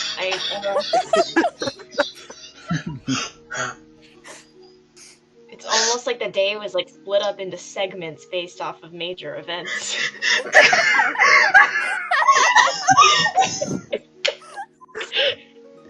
I hate you guys so much. You too. Oh, dang it. Oh, I leaned back too far and the sun got directly in my eye. Oh, ouch. Aw. Oh, It's fine. Well, what's the plan today? Oi, We've Hilda, got things I to see do, that right? map. yeah, I believe Hilda has a map of the Yeah. city. Which one? The one of Bahara? Yes, please. Rolling it out on the table. Well, it's more like a pamphlet. It's kind of like you fold it open, you know? Ah. Disney parks. Or not. Yeah. How far is the library? It's on the main disc, and you can tell it's probably a 30-40 minute walk from the elevator you guys have been using. Which, by the way, if you look at the map, which sadly, if you look at the map, the elevator you guys have been using was the one closest to the Thieves Guild, which is also known as the South Elevator. And the distance you ran from the Greenleaf Inn is if you kind of go to the center of it, and then you see like. You kind of look at the center where, like, the heart is. That's kind of where, like, in, like, the pink surrounding, kind of, like, this pink on the, like, north side. That's where the Greenleaf Inn was. Mm-hmm. You guys kind of ran all the way from there back to the elevator. But, you know, that's fine. That's fun. It's fun like that, right? I believe so. Yeah. Unless I made it somewhere else. Yeah. And then Hooters is down to the south of the heart area. But Oh, man. jeez, God. Well, I have plans to go do some reading today. I don't know what the rest of you have planned, but, yeah, off to do reading. Reading Raven. about what? No, go on. Just stuff. Okay. That's very vague, but okay. Yep. Do you need someone to go with you? Yeah, we can come with you. I mean, I feel like there's a lot of stuff we might need to look up in terms of, like, you know, Orion. Remember? That's a guy that we're, like, Oh, Yeah. I forgot about that. Knackle? Remember? He exists? Yeah. So long. Yeah. Again, it just feels like yesterday took so long. So long. We'll need to look at that at some point because he seems a little bit slippery, and I want to know how to fight him. And also, I do have some questions about some of the things I talked to him about. So Yeah. Oh yes, I Well, if wanted you want to. to come, I won't stop you. I wanted to look up the thing like in my brain. 'Cause that's the thing. What thing? Oh, that's a good idea. Oh, I want to look up the Queen of Dragons. The Queen of Dragons? That thing. Okay. Mm-hmm. Make your roll. Oh, okay. Oh shit. It's the same thing that Raven wanted to read into. Well, Yeah, if you guys want to save it for later, I'll make you do the roll later when we get to the library. Yeah. Okay, Because cool. I also think, want to talk to Nephi at some point, but Yes. that's Yeah. a while from now. well, Yeah, I'll do that. Okay. We can wait. Well, we'll do research stuff when you guys kind of get to the library and Raven can read up on it. We'll do a whole Or bunch of... like do it now, and then because we would have more information about what it is, Raven could search more accurately about. That's actually a good idea. That is up to you. Specifics. That's up to you. Yeah, go for it. Make that roll. If you want to do it now, make that roll. Ooh, okay. 14 plus 5, that's 19. And 19. The Queen of Dragons comes up almost myth-like. It's very much it's almost like a dark religion. It is very heavy in warlock sort of deities. It's a very even Saloon, when you're getting this information, you kind of feel like this sort of like dark pit in your stomach, as like it almost feels like something is trying to eat at you just by trying to research the name of the Dragon Queen. But you do find out the Dragon Queen is a symbol of a 5-headed dragon. With a 19, you could also discover that as a deity, she is known as Tiamat, the Dragon Queen. No! Oh no! We can't fight Tiamat! Really? Wait, you didn't realize that beforehand? Well, I figured it was almost definitely Tiamat, but I was fucking praying that we weren't gonna have to fight like a real god, like a god. I was like, well, you might not have to, because the star has 5 little things. Of course, it's Tiamat. Well, yeah, I was holding out hope. Caleb is not that kind. Let's be honest here. He worshipped a god named Tiamat, who has many small followers. You know that it has many sort of small branches. So like it's Tiamat, and then Tiamat has a very much like a branch of followers that have seemed to perish over the ages. She used to be a much greater and stronger god, but due to recent times and due to some sort of tragic event, some sort of godly war, her power has subsided recently, and she has sort of been trying to gain more followers. That's probably the only information you really get. Alright, yeah, everyone just imagine that came out in Pud's voice out of his mouth. Tiamat is, no, I can't do that. I shot my voice last time I tried to do that voice. I'm not doing it again. But with that, as well, while you guys are eating breakfast, a wizard approaches your table and specifically approaches Spark as he kind of walks up and he kind of gently tries to touch your arm, as he's very short. He's roughly about, he's taller than Pud, so he's probably around, 2'5". Still house cat sized. Damn, he's tall. I know, right? Yeah. But he kind of reaches up because he goes, when you are ready, I wanted to run over what we should do with the body. When you are ready, we will hold him for now. And he just kind of gives you a small patient nod, as obviously he knows this is hard, so he doesn't want to bring it up directly, but he wants to kind of let you know that whenever you're ready, he's ready, and so he's giving you time. Because you were a little stressed out last night, so he couldn't tell you directly, so he'll tell you now. Yeah. I believe he told Raven, or who did he tell? Yeah, he told Spark wasn't it was super Raven or involved Tanar'ri in that decision. It was Raven or Tanar'ri when he said I'll hold the body, or he said something along the lines of I'll hold the body. You guys, I'll take care of it for now. You guys comfort your friends, and we'll get to this later. I grabbed him first. That was Tanar'ri, I'm pretty sure, because I was the one who went to Wizard. Yeah.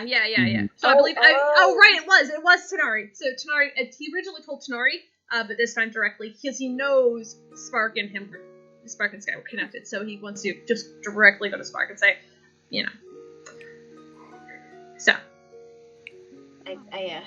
Okay, that means I probably need to get that done before we go to the library. But I can hold them for up to a week if you need some more time. no, I just need to get it out of the way. I think best not to dwell on it later. Don't want it in the back of my head. We got people to kill, things to see. Gotta focus. Mm-hmm. But you guys just keep talking. I'll go do that now. Actually. Okay. Spark, actually, before you left, there was something I needed to tell and say in front of everyone while we're here. Okay. I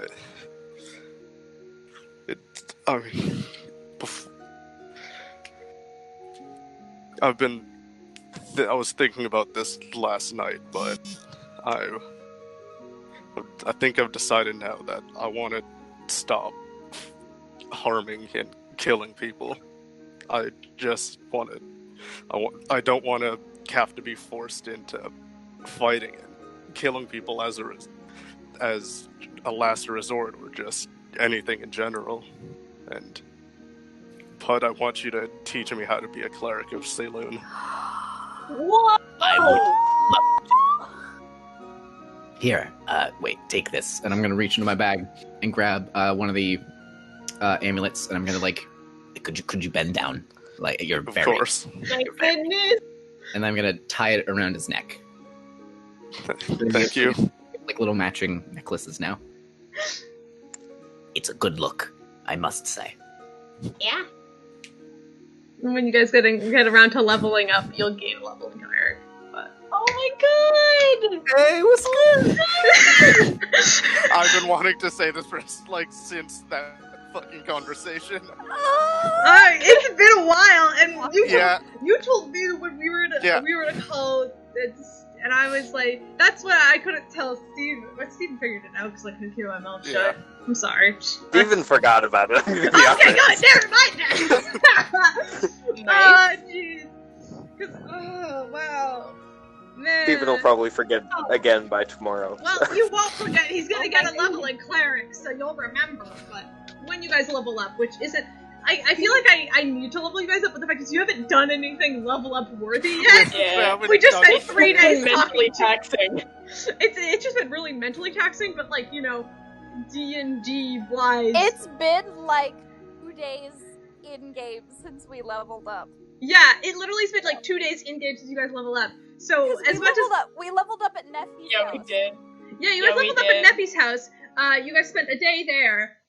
Then the next day you spent at Tanso. You guys hung out with Sav. That was what? So that was 3. It's been 3 days since you guys last leveled up. So it's gonna be a little bit till you guys level up again. But because of this mental shit, I feel like you guys need a gold star. And so I'm I've tried to write so many things to treat you guys as I cannot level you guys up. Because in game it's been 3 fucking days. So. I mean, if we just coincidentally bump into Orion and then just kill him, Yeah, maybe. Oopsie. Yeah. So yeah, with that, you guys have a little ceremony, and that's fun. A quick ceremony. If you guys want, I will write a official Saloon clericing ceremony for Peirs, and we can roleplay that out later when he levels up. I'm just saying, if you guys are still in Bahara, that can happen. Now Paige feels super bad. Yeah. So Peirs. But Paige feels bad. Yeah. Peirs, are you still down to kill monsters and stuff, or are they also? Yeah, no. It's only beings with more sentience than with last night and Sky. I wouldn't. That just you kind of hit me weirdly. You don't need to explain yourself. You are valid. We love you. Just keep trying. Okay. I will teach you many things, and also, I cannot wait for you to get access to the brain box. Great what you're doing. But here's a warning, right? From me to you. So there's stars, right? if you look directly up and see a star, don't touch it. Okay? Okay. I don't know if I could reach that high, but I'll take your word for it's it. it's like 100 feet in the air. You can, never mind, don't worry about it, just don't. Oh no. We love Saloon's chaos. You just signed yourself up a deal with the devil, baby. Well, not really. Not really. Saloon's actually a lot nicer than some of the other deities. Squinting at Raven's patron. Listen, you guys don't know shit about the Dragon King yet. I know! Doesn't tell me what to learn about. This man has no details, okay? He doesn't... Paige has a big guess about Raven's patron. I also have a guess. None of this information. I want to hear your theories. But we should save them. Bahamut, 100%. Yeah, mine is also Bahamut. I'm like, these have got to be two sides of the coin, right? King, like Dragon Queen, like that's how it works. I don't know what subclass, which would explain why you had to rewrite the entire pantheon. There's a lot of different reasons why I had to rewrite the entire pantheon. Don't hold on, Kaleb. You'll get to that later. There's other reasons why I rewrote the entire fucking pantheon. And as much as I want to give you guys the biggest fucking example, it's also a super big spoiler, and I can't say it. No! So this is me kind of mentally struggling because I'm like, listen, everything's connected. So I know you went full conspiracy theorist on this campaign. Fucking, I have that picture of like the guy standing there with like his hands slammed against the board with like strings everywhere. Just like, that's me when it comes to explaining my D&D pantheon that I wrote for you. But so what do you want to do first? Spark, do you want to go and deal with Sky right now, or grind it back? If they want to keep discussing things, they're welcome to, but Spark really wants to get this out of the way. Okay. So, Wizard will lead you, kind of down one of the halls and sort of like down into a small like morguish area, where he kind of has Sky kind of moved and covered with like a blanket, on a sort of a long sort of stonish table. And he kind of looks to you, and he kind of says, is there anything you would like to do for the Raven Mother? I'm afraid I'm not very well versed in her farewell ceremonies. Well, I am not much of a cleric, so I'm not super well versed either. Also, it seems like all of the rituals I would do back home are like really messed up, so Spark kind of stares, and so the body's covered. Yeah, it's covered. Can I tell which part of his body is his head? Yeah. It's okay. Like when you look at a body underneath a blanket, you can tell. Yeah, I was like, can I tell the difference between head and feet? I assume so. Yeah. But, I'm gonna go up and I'm gonna kind of uncover just his head. I don't want to see the rest of the body. Okay. And Spark is gonna just kind of carefully look down over him, kind of run a paw back over fur on the top of his head, behind an ear. Oh. Sorry. But, you made your choice, and I made mine. I trust the matron when she says that you're gonna be better now. Maybe. As best as she can do. So, I'm just sorry it had to end like this. Spark is just gonna gently... Are his eyes closed? Mm-hmm. Yeah, his eyes were already closed. Kaleb. What? Yeah? I said his eyes were closed. I think somebody did last time, but I don't. Can you guys hear me? Can you guys hear me? Yeah. I can hear you. I can hear you. Okay. I did say his eyes are closed. Okay. They are. Okay. Spark is just gonna press a kiss to his forehead. Go, good night, Sky. Tell the matron I said hello. I love you. Blessings. Blessed be. You feel a sort of warm presence over Mark is your... just gonna... You feel nice. like... You cover him back up? Yep. Yeah. She covers him back up and is kind of like, I don't know what else to do, honestly, if he needs to be buried or burned or whatever works. I don't think he's really in a place to be super specific about his burial rites, because, he kind of abandoned his own religion anyway, so I don't know. The wizard kind of does like a little chuckle, and he goes, "That's why I asked you if you had a preference. We have a burial sort of area here that I could bury him in." That's good. Did you, on the body, was there like anything like a ring or anything like that? Would Wizard have seen the ring, but did Hilda take it beforehand? Raven took it and gave it to Hilda. Hilda currently has it and has no idea what to do about that. Okay. Would Wizard have seen it? I believe Wizard did see the body before Raven looted it. I believe so.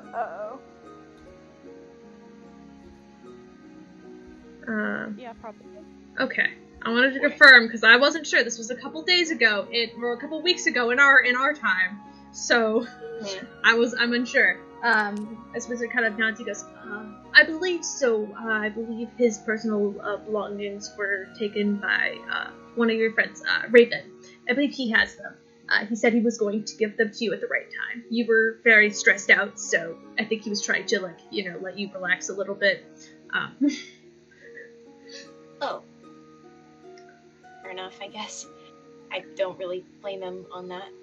Though I wish he'd just been honest with me. Well, okay. I'm sorry. Hopefully he can be honest with you now. Well, he doesn't have a great track record of that, but it's okay. I'm used to it by now. You do what you like. Alright. It's the body. Okay. Good. Wizard kind of nods and he goes, "I will bury him here, and if you'd like, you can come back and see him. I will create a headstone for him."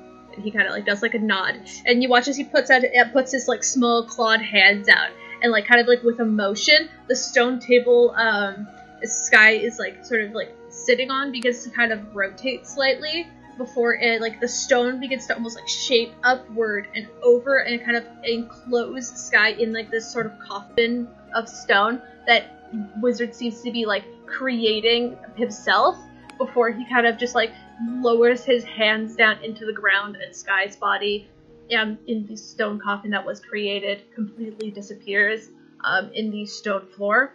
And as he looks up at the wall, there's now a star shape, or well, I guess not a stereotypical star, but kind of the diamond shaped star kind of shape on the wall, and on it just says "Sky full of stars."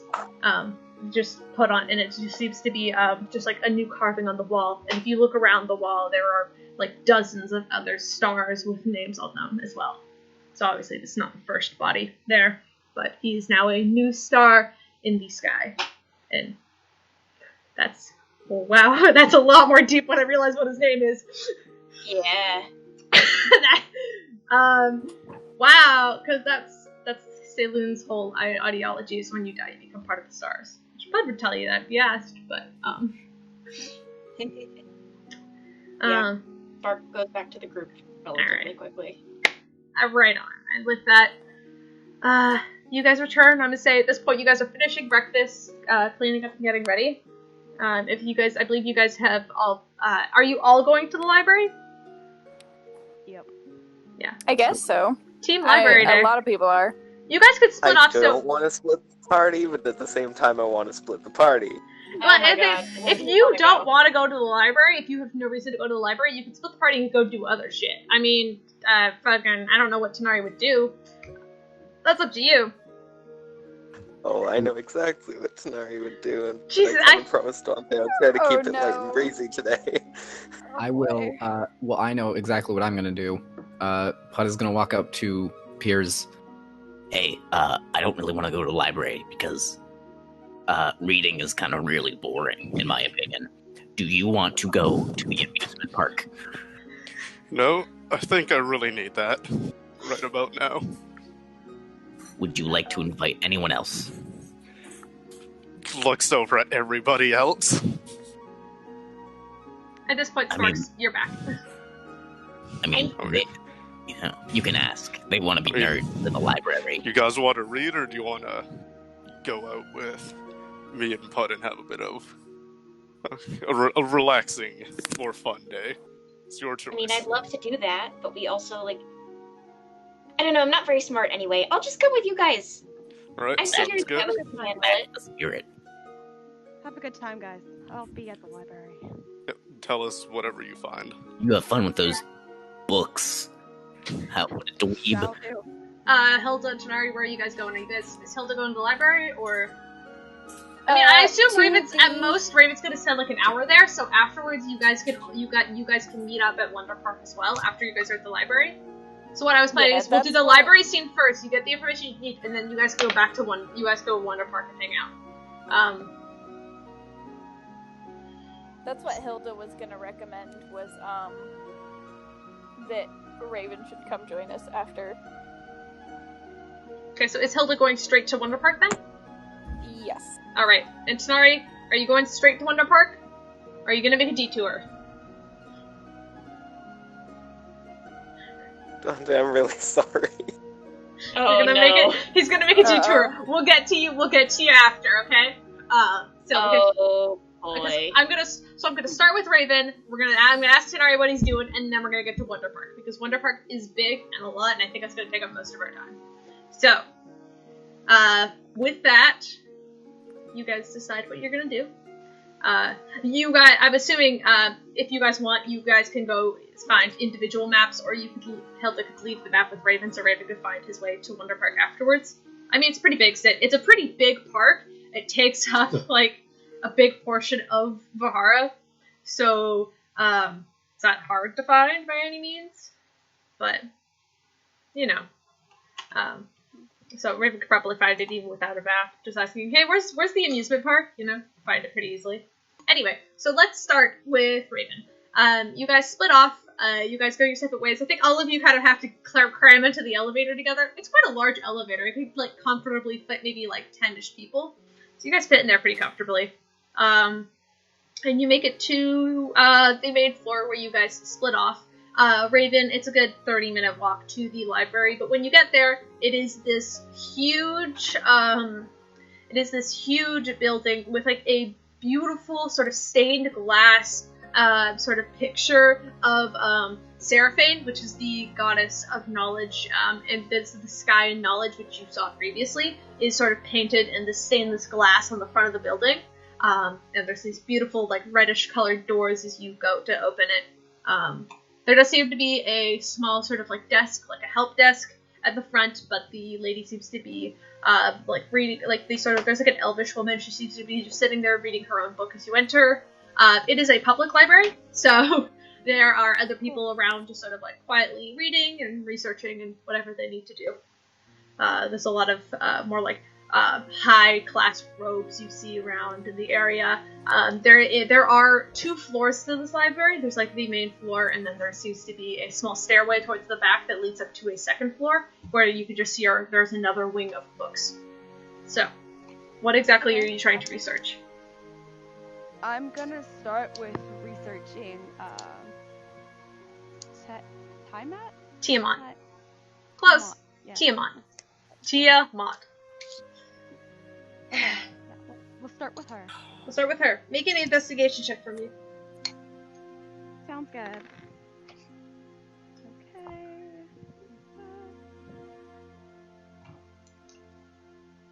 I feel like I need to pull up Tiamat's Wikipedia page.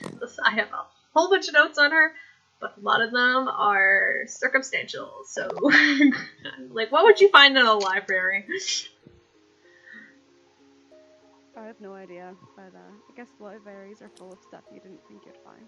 Exactly. So what did you roll? It's investigation, right? Investigation, yeah. Okay, it's gonna be a 20 unnatural. Unnatural 20, very good job. So, kind of searching around, there is a lot of books on like the lore and the religion, kind of, or the mythology of the ancient dragons of the Draconic Isles. There's actually a lot of books on like Neff and Daniel and and like the other 5. And you can actually kind of skim over them quickly before you find one book of the. You find a book on the Platinum Dragon, and right next to it is Tiamat. It is and you could tell she is the queen of evil chromatic dragons. She is a 5-headed, supremely strong beast that no longer exists on the material plane. She was slain. Rumors and myth says that she was slain thousands of years ago, but still haunts the material plane through words of warlock patrons, cults, and religions. Her symbol, as you would probably recognize as Raven, you still have it on your person because Spark didn't ask for it back. You have the amulet that was on Sky's body, which is the symbol of Tiamat, aka the star with the slightly curved peaks. You would be able to you find that is her symbol. That is confirmed now. You would probably also find that apparently she had a major part in the War of Gods, which is a historical event that happened around 5,000 years ago. You would find out that she perished. She seemed to have perished in that war, as foretold. But in that war, Tiamat was not the only god that perished. That was also the time when Bahamut perished, when Seraphim perished, when Saloon perished, when Raven Queen perished, when every deity existed at one point in time on the material plane, but through this great tragic war and this war that happened 5,000 years ago, all of them vanished, supposedly. And you would know that. What else would you know? I'm just repeating information at this point. There has been lots of cults reported in her name. The most recent one that has been written down that dates to be about 2 years ago. A recent cult to Tiamat was found. They identified themselves as the Dragon's Claw, and you would find that information out. Now that it seems to be that information was recently dated in one of the scrolls to be about 2 years prior, so very recent. That's the most recent you can find, and that's located on Vahara. That cult was located on Vahara, recorded about 2 years ago. Okay. Would I be able to look into the end event that Sky mentioned? Make an investigation check. Again. Oh, it did even better this time. Okay. This event. It's gonna be 22. You find rumors and almost like conspiracy theories of a time when the world will no longer exist. You find theories, and a lot of them are theories or myths. Nothing seems to be confirmed of a time when nothing exists. The Big Bang happened, and that's when everything existed. People theorize, or there's conspiracy theories about, maybe the world's gonna end, and there's maybe the world will get hit by a giant comet and it will explode. Maybe a great war will happen and the entire world will be completely obliterated. There's many different scenarios that picture an end of time, but none of them seem they're all theories. These are all theories of things that could happen to end society. Things like the plague. You find things like plague, war, death, and famine. The 4 horsemen. There's nothing for Tiamat. Tiamat? No, there doesn't seem to be any religious ties to an end of time in Tiamat. You can't find it. There doesn't seem to be a tie to that. It's just theories. And would I be able to try looking up anything on the Dragon King? Yeah. I guess I'll let you, because you've been rolling super well. I'll just let you use those rolls again. Searching up the title, The Dragon King, it brings you across. Hold up, I have to grab my DM notes out, because now we're getting into homebrew stuff. Hold up, I had two notes open, so give me 1 second. Alright. Okay, so you would find out, where, there it is, okay.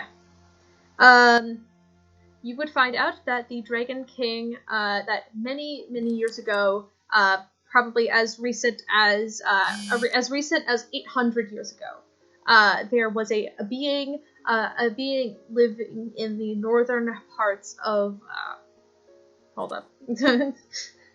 It seems to be living in the northern parts of Apis, which is the continent that Peirs' realm for Solcax stuff is. That you would be able to know that a being who was identified as the Dragon King, but also known as a common name of Yezer, which I'll type in chat for you if you'd like. Yes, please. Yeah, there you go. And also, what place was that? Apis. A-P-A-S. Okay, A-P-A-S. Yezer. Also known as Yezer. He was known as a great Dragon King, and he was the original one to create the main council that held together the elements 800 years ago. And you would also find that he was a great ruler for many years before being sort of assassinated by you see there's rumors that he was assassinated by many different beings. One of the most popular ones was Bahamut. So Bahamut, or basically had slain him. Was the one to slay him. The Platinum Dragon was the one to slay him. I cannot say Bahamut. Is that good? Bahamut? Bahamut. Yeah, I can't say his name. Thank you. Anyway, the Platinum Dragon. That guy. You know, that guy. Jesus. Okay. There was rumors that he was the one who originally slayed the Dragon King. Yezer, he basically, the Dragon King spent time in his existence, creating a sort of council of the elements. If you want to look more into the council, you'll find that the council was created of Yezer, Bahamut, Umo, Bozarth, Fursona, Fuzahet. Jesus Christ. It autocorrected to Fursona in my phone, and I'm actually crying. Oh no. That is, okay, it's Fusoneth, and Seraphine. I believe two of the names. Put like half of those fucking names in the chat. Give me a second. I'm gonna copy and paste. Because I got Yezer, Bahamut, and Seraphine, and I didn't know any of the others. Give me a second. I'm just gonna copy and paste this because this would be all the information you get. This would be, there you go. Oh shit! No, I just about sent this all directly to Max because I wasn't looking at who I was sending it to. Max gets all the information. Max gets all the lore. He has all the tea on our fucking shit anyway. Ooh. It's true. Yeah. So this is all the information you would get. Bahamut the Platinum Dragon, Yezer is the Shadow Dragon, Uma the Bronze, Bozarth the Steel, I'm not gonna say Persona again. Fuzoneth the Green Dragon, and Seraphine the Emerald Dragon. Those are the five that created up the council with Yezer at the top, kind of like as the King of Dragons. You would. And I'm looking directly at the Steel Dragon here. That's not Daniel's name, right? No, Saragrath is Daniel's name. Okay. Yeah. Seogath is Daniel's sort of like dragon name. He goes by a common name because Lewis gave it to him when he needed to be undercover, quote unquote. So he goes by Daniel Rose, which is a super basic name. Which is fun. It's kind of cute. I don't know. Nothing on if he's good or bad or. He seemed to be you would tell he was probably known as a entity of darkness, but that you hear he basically had an affinity with shadows, darkness, and he had an affinity towards death, but he was not necessarily seen as bad. So in some texts they write him as the villain, especially in more religious texts where Bahamut is the one who is slaying the evil dragon king, this monarch, this evil monarch that this kind of like he was slain by Bahamut, this protector of justice. But in others, Yezzer was just a king of dragons who maybe wasn't the best king. In some terms, he was like, he was a little selfish, a little, sleazy as kings are. But, so he wasn't a fantastic king, but in other texts he's seen more villainous, especially ones, like that. But it's basically more up to reader's interpretation, depending on which text you decide to read into and listen to.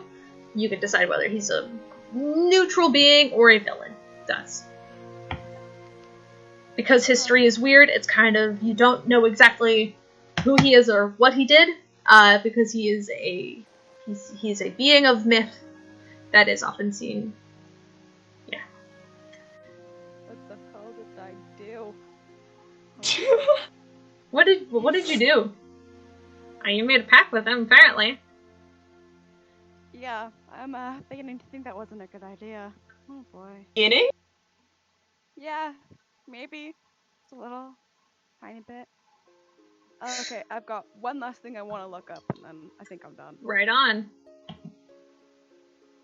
I want to look up a little bit about Orion. About who? Orion. Orion. Okay. I need to make another roll completely because that is completely off track of dragon lore. So. It's gonna be a 21. 21. That's still really fucking good. You find a lot of research on. You don't find anything on Orion specifically. You find sort of newspaper text of some like men named Orion that seem to be very much in the business of like trading, and they seem to be doing a lot of like business practices, opening up small shops and stuff around Vahara and Futala and other islands. Orion is a very, common name in general, but the Orion you're looking for, you would know as a vampire. You can probably find some more information on vampires in general, but there's not a lot of information on Orion as a person. Okay. And if you want more ideas of what vampires are, you can basically go ahead and read the D&D Beyond wiki for vampires, because that's exactly what you'd find. Shit, really? He's a vampire. Yes. I think we confirmed this weeks ago. Yes, but I wasn't sure if you'd homebrewed the fact that he was a vampire or not, because if he's just a normal vampire, then I already know everything, which is great. There are homebrew aspects to him, but he is still in general a vampire. So a lot of the information you can find on vampires is the same. Orion's a little special, so his special information isn't quite kept in the books. Obviously, this Orion character keeps a very low profile, and you could find writings of some man named Orion that seems to be like very much in the business. Actually, hold on, I'm gonna quickly find something, since I think you might with a 21. Yeah, exactly. There you go. That's what you find. With a 21, I want to quickly read something because I think you might know something else. You read about a man named Orion Nightworth, who appears to be a wealthy a wealthy sort of noble that lives that used to reside on the Golden Disc of Bahara. But there is also a time of death. You find his obituary, practically, of this man named Orion Nightworth. He was a great businessman. He owned several businesses in Bahara, a lot of them dealing in the sort of, dealing in more of like a sort of entertainment brothel kind of, he often ran a lot of brothels and stuff, but there's like some words from like people he was acquainted with who said, oh, he was always had a great sense of humor. We hate to see him go. And that's probably all you can really find. Okay. Well, with that, Raven is going to shut the books in frustration and give up for the day. Alrighty. I'm sorry. Orion keeps a very low profile. There is really not a lot about him. There are certain people who know a lot about him, but books don't really tell you a lot. So I think we're gonna move on to Tanar'ri. Tanar'ri splits off from the party as you guys are heading to Wonder Park. What are you doing? What are you doing, bud? Well, my first stop would be the Thieves Guild. Oh, that's, not far. You know exactly where that is. It is probably around 11 o'clock, so it's not very busy in there when you walk in. You see the same sort of half-orc sort of woman who seems to be the designated bartender, who seems to be cleaning glasses as you walk in. And there's like a couple people around the table who seem to be just like, cleaning their things and organizing some stuff before heading out. There's not a lot of people just out and about, like drinking and partying as it's the middle of the day.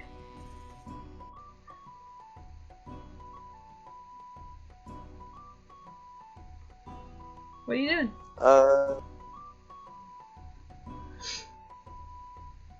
I'm gonna go to the bartender. Yeah. And say, hey, is Rex around right now? She kind of looks you up and down and kind of gives a slight nod. He says, I believe he's busy right now. What do you need him for? Just looking for a bit of information. She kind of gives make a persuasion check for me.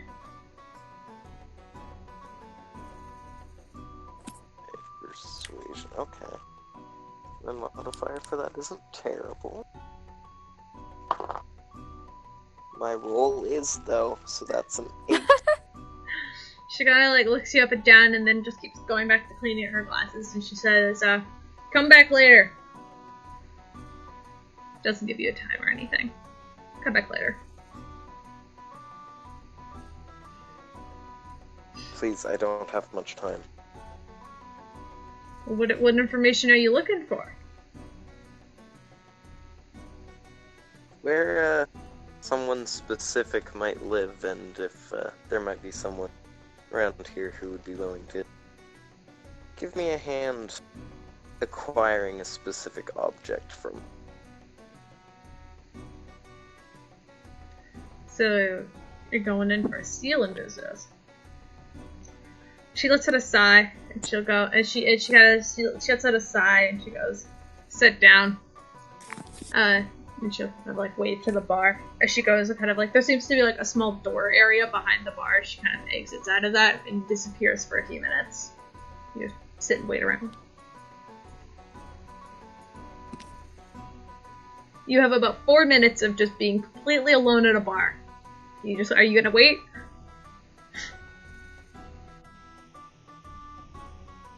Yeah, I'll just wait. Okay. You're being good this time. Alright. And she'll come back after about 4-ish minutes, and she'll say, alright, you know where the door is.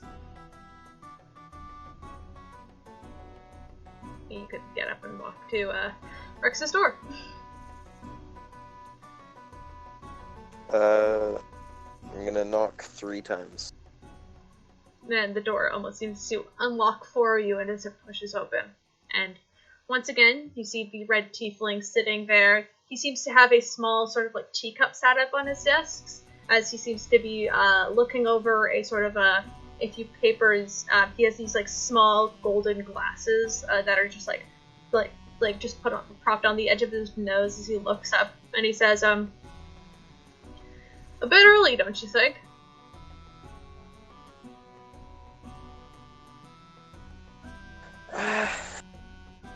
Maybe so, but I wanted to get some business done while my friends are distracted. Alright. What kind of business are you looking for?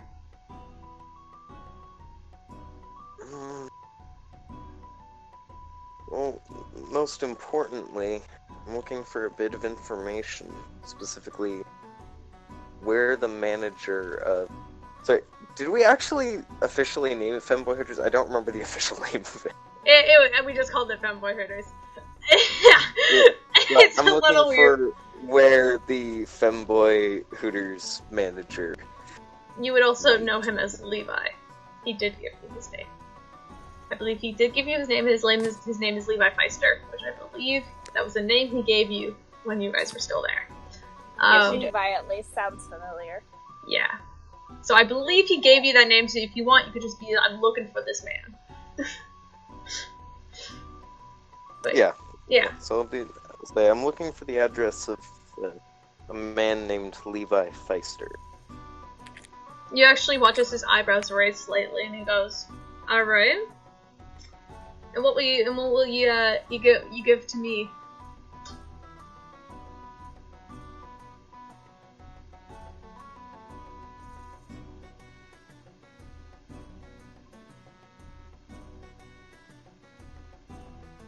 You watch as Rex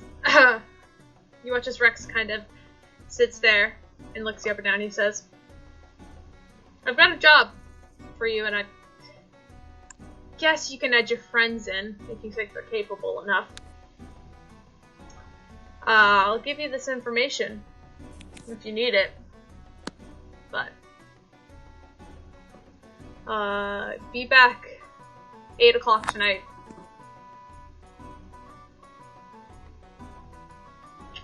And he gives you Sounds like a fair deal. He gives you a nod. "I'll be waiting." And he'll just look back to his papers and continue sipping his morning tea. Alright, I'm gonna head to Wonder Park. Right on. So I believe with that, everybody's at Wonder Park. Yay! Before I go, I am gonna leave just one gold piece on the bar as a thank you to the bartender. She gives you a nod of appreciation, and she'll take it. Right on. Okay, so I think we're just gonna take everyone but Raven and Tanar'ri. You guys will come in later. So the four of you together, Yes. the four of you together make it to the gates of Wonder Park. It is probably an hour-long walk just from like the south elevator to Wonder Park. It probably would have been shorter if you went from down in the swamp disc, but it's fine. And you guys get there after a while, and you are greeted by this large banner that just says, "Welcome to the Wonder Park." And as you walk in, you can hear the sounds of like children's laughter and like the soft carnival music being played off in the distance.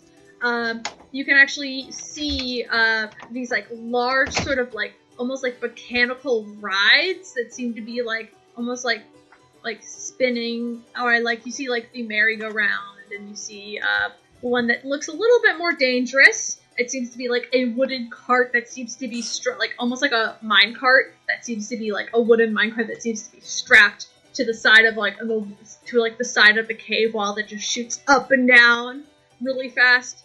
It seems to be very mechanical and lively, as there's lots of like blinking colored lights around, which to a few of you who aren't very familiar with the idea of electricity, you've seen a bit of it now, but this is the first time you've seen what it can actually do when put into large masses. Besides, you see it basically it lights up Vahara, as there's always these big light bulbs going on the top of the main disc, and a couple of them at the sort of entrance to the swamp disc.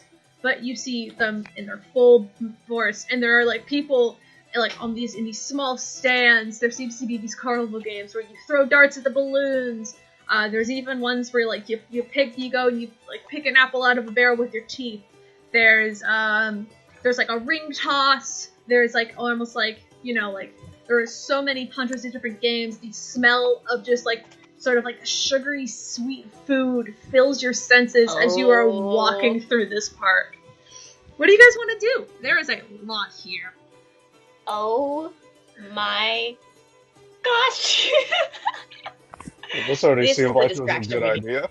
This is the distraction that I needed. Oh my goodness. What are those called? Light bulbs? Is that what they were called? Oh my goodness.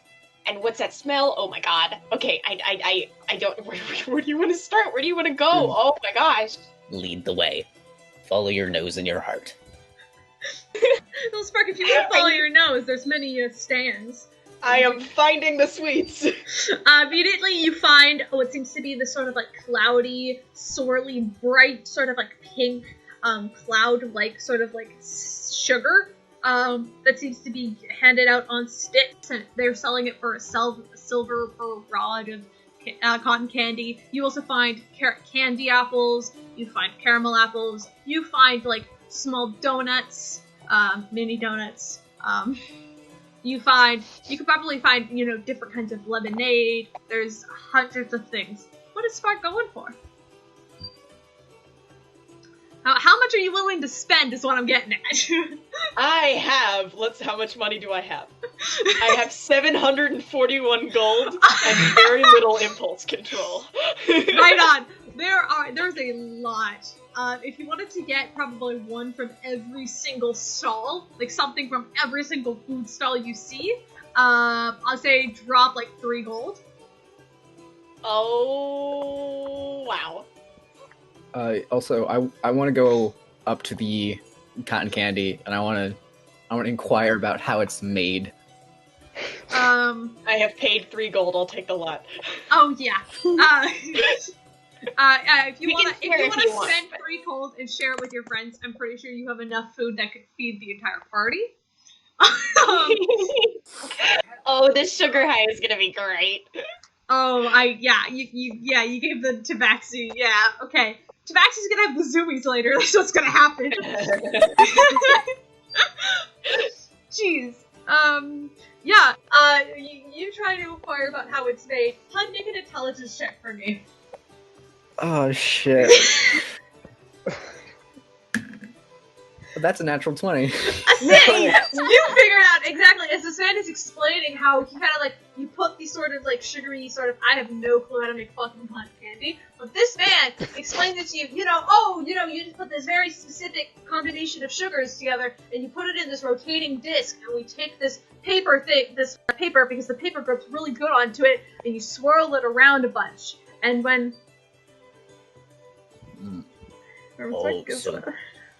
So you just heat it until it becomes like a stringy thing, and then you make it go fast. Exactly. That's simple. I can do that. You probably could with your cooking skill in that natural 20. Puud, you've acquired the knowledge of how to make cotton candy. Fuck Nice. yeah! I need to make a list Yes. of Puud knows how to cook. Yep. Oh jeez. Spark group of natural sugars like piss and shit. Pretty much it's the yellow back red. Oh no! Spark's gonna fucking die. Okay, so I get Like, she's gonna fucking, like, you know how in an anime the one very excitable character in, like, 2 seconds zips between every fucking thing in the area? Yeah. That's exactly what it looks like. As Spark just starts laying down money and just comes back with, like, okay, I got snacks. Yeah. Hilda will. I mean, with your feline agility, you could probably get it done pretty fast. literally leaping between fucking booths. Oh my god. Oh my gosh, you guys. Okay, alright. Spark's just gonna start just devouring shit. 100%. I will also say you see, not far off, there does seem to be a small booth where a human man seems to be with like paint that has like a white face painted, and he seems to be leaning down and like painting the cheeks of like small children who seem to be coming through. Oh, Puud is fucking running to that shit. Go, go, go, go, go, go, go! It's 5 silver. Man. 5 silver to get your face painted. Pick up a 9, I'm so sorry. Yeah, walk up. You're good. Oh, is that your... who is that? Yes, that is my brother. Oh, okay. Hello, brother. Hello, bro. Hey, I think you have headphones on. I do have headphones on. yeah. I just heard it real clearly. I was like... Because I was like, oh, wake me up at like 9, because, you know, I didn't want to sleep through the session. And he comes in, right now it's 12:25.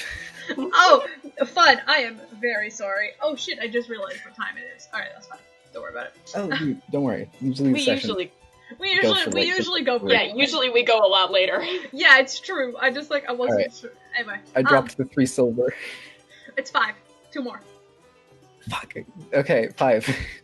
It's Alright, 5 silver as like sort of like a young sort of like half elven girl kind of pops out of her chair, and her mother begins to leave her away. But you sprint and leap up into that chair, and this like man like sort of startles, like pulls back and doesn't say anything as he looks at you very confused. He's never painted the face of a kobold before. Oh. Paint me. What would you like on your cheek? And he kind of like gestures to a small board where there's like pictures of like butterflies, hearts, and other sort of shapes are like moons and stars, and kind of you know how like when you get like kids you get a face painted, there's like a bunch of I'm gonna do 1 moon, and then I also want a butterfly. Okay, yeah, 100%. I just like lean down and kind of push your snout slightly to one side and begin to paint on your skills. And he kind of like instead of he avoids any purple colors, so he goes for some lights of yellow and whites and some greens and blues to kind of really make it stand out against your scales. And you now have your face painted. And then I'm gonna also ask him, how much would it cost if you could do like one smaller thing, like just real quick, like on me? Would that, or just like would that also cost 5 silver? Just like depends on what you want. I'm gonna pull Curtis out of my pocket, and I'm gonna hold Curtis up and let him, they, whatever they. I want them to point to what they want. Curtis Curtis begins to look around, and this man is very confused, by the way, as you pull a snake out of your ropes and just begin to look. And Curtis begins to look around, and his tongue kind of licks out and just smells one of the, because snakes smell with their tongues. Yeah. It's very good. He goes and he smells the one where it just looks like a small cluster of stars. Okay, I'll do that. And Alycia, that is the best idea I've ever fucking heard in my life. Yeah, holy shit. We're gonna get kicked out. I'm gonna drop 5 more silver and be like, alright, no, I'm actually gonna drop a gold and be like, here, this is for Curtis, and also I have a friend who I'll have you paint after you paint Curtis. And I'll sit there and I'll hold Curtis. Make me a persuasion. Okay, so he'll paint Curtis. He'll just paint like 1 star on Curtis's forehead, and Curtis does like a happy little dance for a second. Make me a persuasion check. Oh shit. Okay. Just waiting for disaster. 12. Begging for disaster. So you gotta pull out Bubs, and this man immediately stumbles back and nearly knocking over his cart. Oh. What? Okay. What is that? What is? He's Can we very see this? Yeah, I'm pretty sure everybody can see this if you guys are staying together. I will do this. I'll be like, oh no, it's not. It's for decoration. And then I will pull only Bubs's, like the Wendigo skull out. Oh my god. Set it down. And it still has control. Like it could still like move and like move its face and stuff. And I'm just like, Could you like paint it like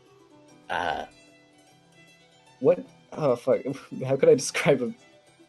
Like, would they have sugar painted skull? Would they have those? Say like a flowery skull, like Yeah, put flowers flowery and stuff on. he looks really concerned. And he kind of like sort of swallows his spit a little bit and goes, drop another gold and I'll do it. He doesn't even want to touch it is what it looks like. Oh, okay. And then I'll give him another gold. Alright, with that, he begrudgingly begins to paint on these lovely sugar skull flowers on the Wendigo skull. A monster skull, he doesn't seem to be able to identify, because it looks like a deer skull, but it has a weird sort of like curved, sort of like indented shape to it that makes it the Wendigo skull. I would say at this point, with how long Puud is spending there, I'll say Raven, Tanar'ri, you guys could show up around the same time because you guys spent roughly the same time. You know, well, Tanar'ri spent more time in travel, Raven spent more time in the library, so I'll say you guys could roughly arrive around the same time. And I'll say at this point, you guys can arrive if you want to. So Raven and Tanar'ri can kind of walk into the park and just see Spark scarfing down a bunch of food, and Puud getting, as Puud returns with Bub's skull painted all very florally and nice, with like these neon paints. And I will take it, and I will just kind of like set it and try to like position it so it's on top of my head. And then I'm gonna like put the hood up so it looks like I have like two heads. Because I want Bubs to be able to see stuff. It's gonna fall off if we go on a ride. It probably would fall off if you guys go on a ride. Bag. Okay, you'll put him in the bag and leave him. But also I want to let you know that the face paint will wash off in 24 hours. So, because it is face paint, not actual paint. Yeah, Bubs can look pretty too. I guess. Yeah, Bubs can look pretty too. But now at this point, everybody, your entire party has shown up. Raven, I have food. You should come eat it. This is like really, really good. It's like really, really good. I've never had anything like this before. Well, I have a couple times, but not like a lot. Not like a lot of this stuff. And like this is really cool. And this one tastes like strawberries, and that's really great. But this one is even better. And what? Raven, you're a big city cat. You've probably had sweet foods like this before. You've probably been to a fair before, or a festival. Raven's not a fan of sweets. Somebody's had too much sugar already. Oh, and I got more to go. Tanar'ri, do you want any?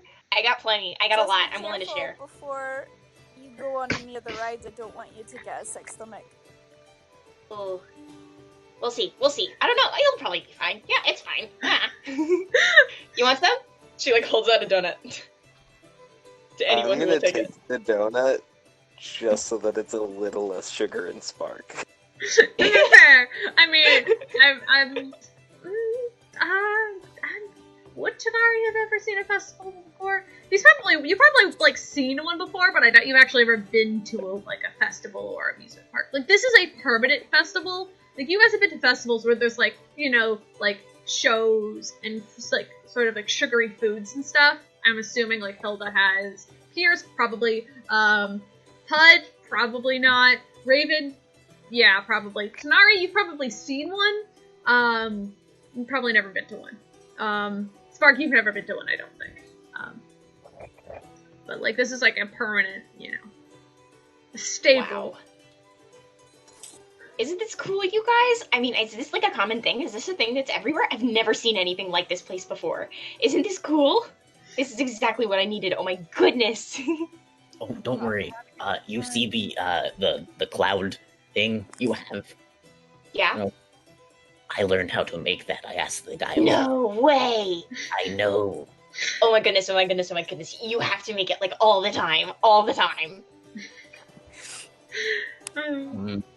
Does anyone else want to get their face painted? Nope. Good. Spark would, but she has a face of fur. I mean, Spark can still get her face painted. I feel like that would be very uncomfortable on fur.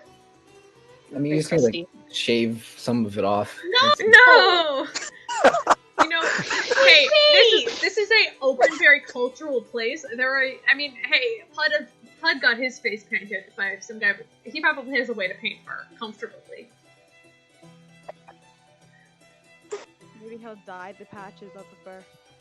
It would be really cool, but that feels like it would be more expensive. I should dye my fur. Also, by the way, is it fine for both of you just to like not be disguised? Oh yeah, are they disguised? Oh, I'm- That is a good question. Spark is not disguised. Yeah, I think Raven, are you disguised? Nope. Yep. Alright. I mean, feel free to enjoy your time. It's, it's your judgment call. I know you. No you one think seems to about that recognize you stuff. guys. Like, I know it's kind of risky because I know there weren't others, but he's gone, and I kind of want to enjoy this as me. Fair enough. Yeah, you'll. Yes. I think you'll be okay. Alright. Yeah. If it's not too risky, if people don't think that... Because I don't want to put other people in danger, that would be really bad. I'm sure he'll be fine. Nah, I think he'll be fine. I know Okay. Raven chased them off, guys, this guy, so That's good. that should be fine. Raven, do you think you're gonna be okay without a disguise? It's probably just a scare tactic that Orion cooked up. I doubt anybody knows who I am. It'll be fine. Fair. Okay. and with that, you guys can wander around. There are a bunch of carnival games that each of them cost 1 silver per play. They're like the expensive carnival games that are like sometimes a little bit rigged, but they're less rigged than the one at Saloons. So, Look, I got a 21 strength and a 20 dexterity. I am about to fucking break shit. there's like like that one where you grab a hammer and you slam it really hard. Yep. Yeah, there's that. So you can probably name a carnival game, and I probably have it. I have a list of different kind of things we can do. But if you see one, like there's the one where like the big hammer, there's ring toss, there's different kinds of shooting games. There is a sort of like a beanbag toss where you kind of take one and you kind of like huck it as far as you. Well, it's less than a beanbag; it's more like a sandbag, so it's like quite heavy. Like I chuck it as far as you possibly can. Yeah, there's one where you actually like get like a small pistol and you kind of like shoot water at things to try and fill up like this like balloon.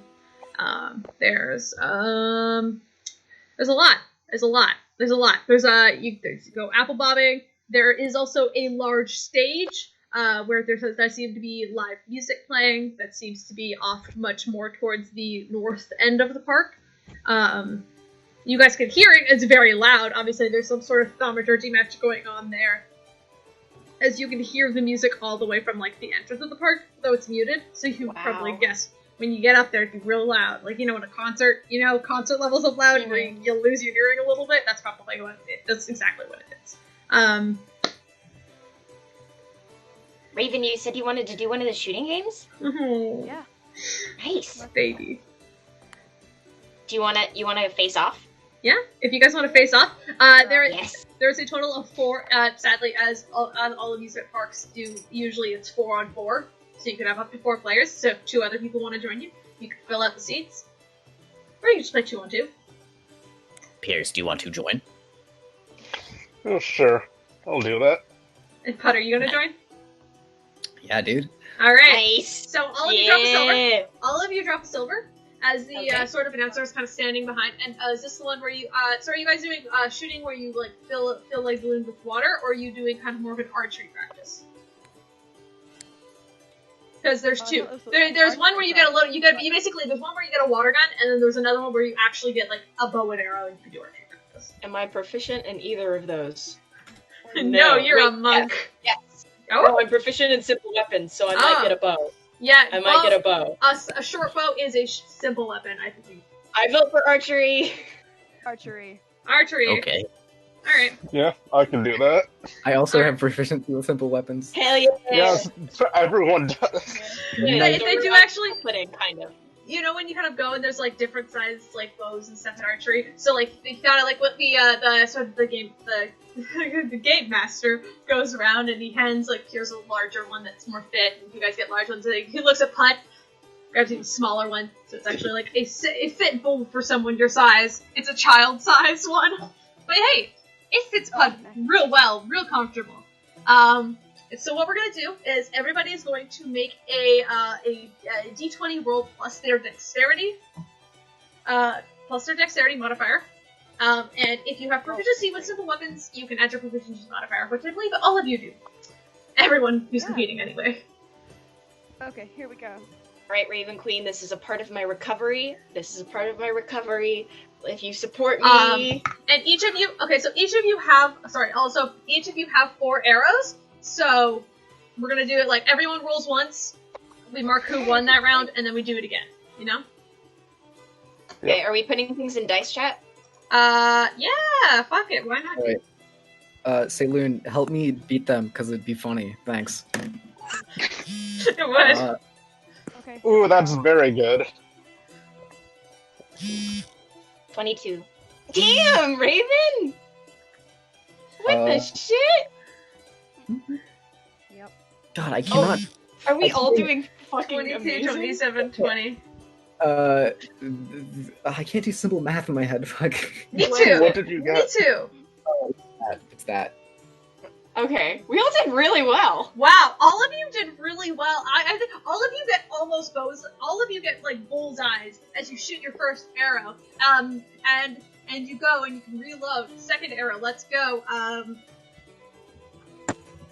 Second arrow, everybody go. Come on, Raven Queen, work with me here.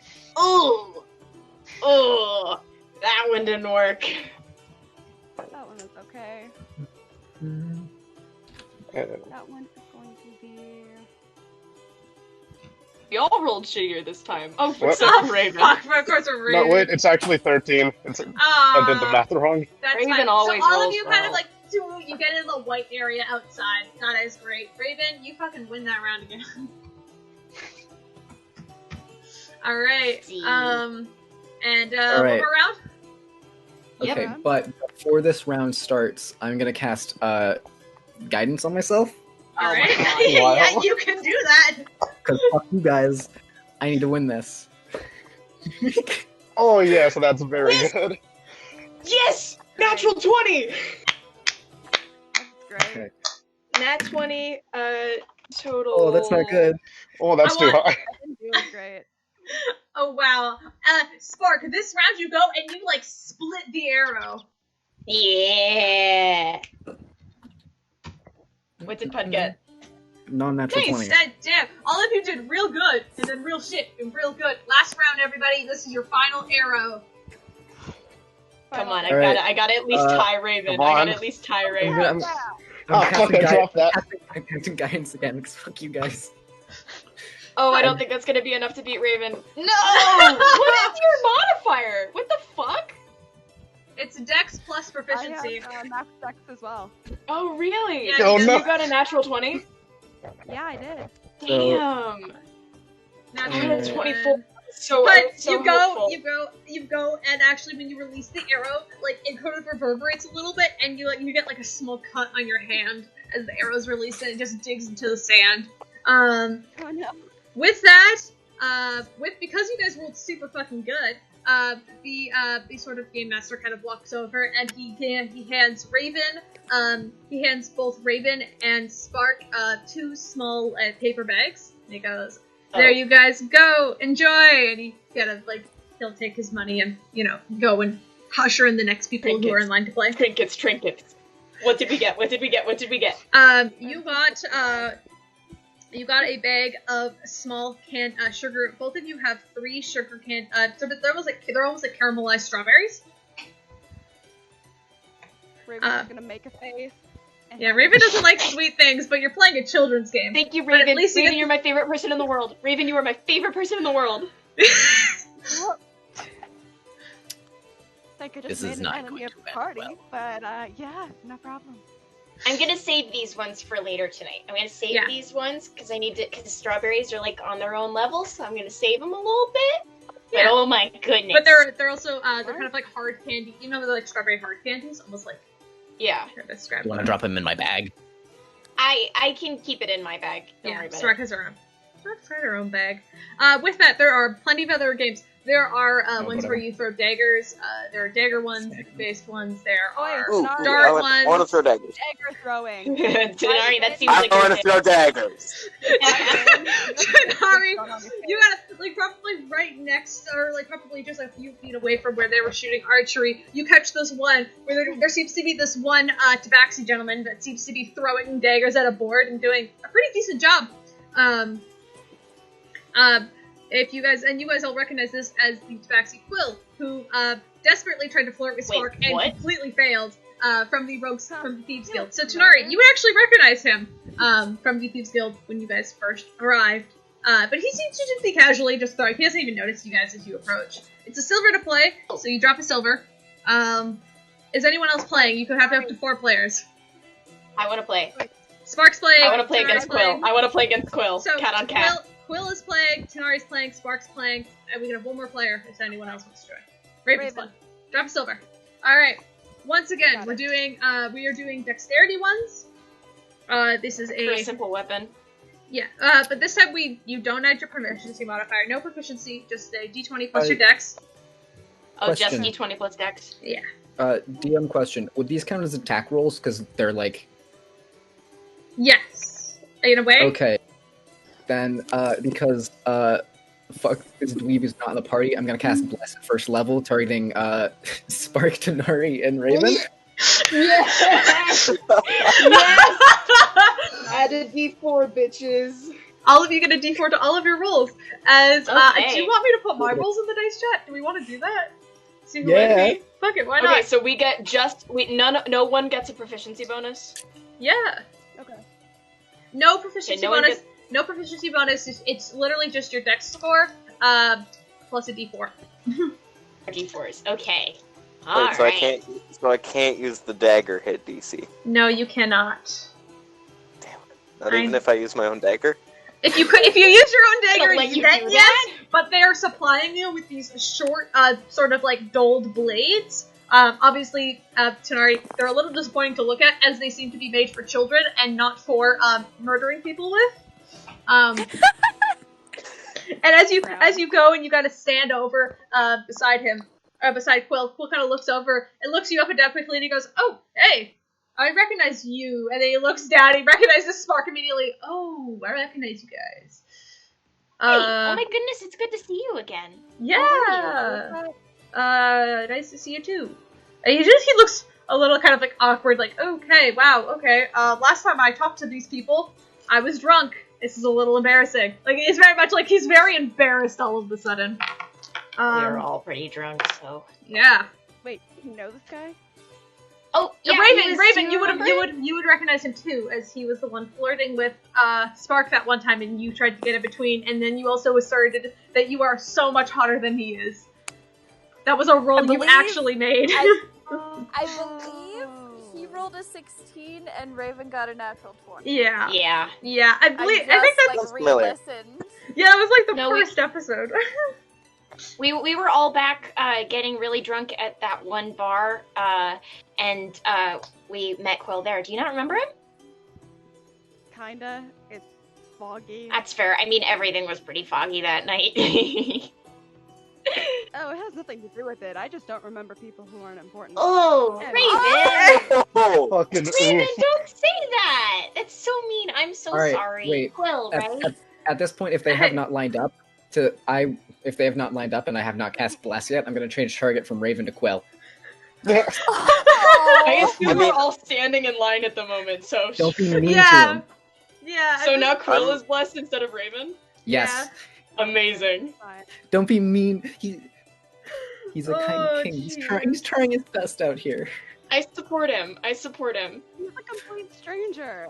We've met. He was nice to us. I'm sorry. Quill, right?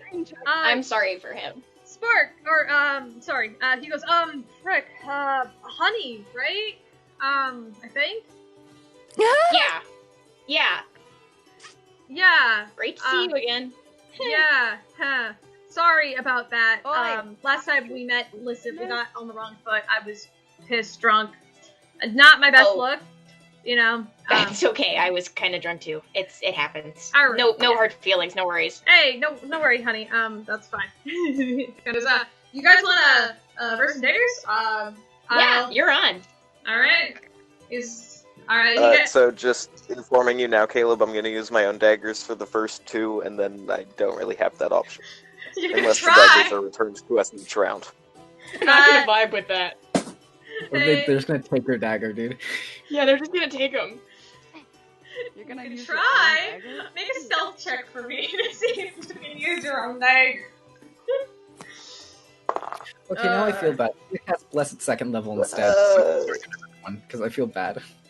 Oh, you shouldn't. No, that's fine. You can bless up second level. I feel bad, alright? No, that's fine. Pumpkin has it at second level. Everybody has a D4. That includes Quill, right? Yes. Alright. 22 on my stealth. Fucking, they're not even gonna God. notice. You just have to sneak in there and grab your daggers before they do notice. But you can use your own daggers. Alright. So, he kind of lines up. You guys all drop a silver, and Quill kind of looks over and he's just like, loser has to buy lunch? Okay, sure. I thought you're That's on. fair. Alright. Tanar'ri, one more wager. If you lose, you go to the face painting station. Oh yeah. If you lose Tanar'ri, you go. I want to see that. If I Kick lose his ass, that, Raven. like, It is. And I'm guessing last you all place, decide. or just Okay, if I yeah, don't is it- come in first? If you don't come in If first. you come in first, because we all know you're better with daggers than on any of us. And Quill kind of like sighs, he kind of sighs a little bit, just like, I'm actually pretty good with daggers myself. It's on. Exactly. Hit him. All right. If you don't come in first, you have to get your face painted. Whoever comes in last buys lunch. Right? Sounds good. That seems fair, and then under my breath, I'm like, what I'm about to do. Let's go. Raven Queen, be up in here. Alright, I got my first roll. Alright, are you guys ready? I just have it set and I'm ready to press enter. Same. Wait, actually have the D4 or? Yeah, plus a D4, Yeah, plus a you D4, plus a do. D4. I gave it to everyone. Yeah. Because that's fun. So I'm just adding my normal dagger modifier, not dex Yeah. on top of that, right? Yeah. Just dagger, normal dagger modifier. Well, I'm glad I rolled well on the d4. Oh, dang! We rolled so close. All three of you kind of soup. I'm seven. Everybody gets like a bullseye as the dagger is pulled back. And you guys, we have 3 more throws. The dagger is kind of removed one at a time and marked where it was. Or it's like a little. Raven coming Are in they clutch. given?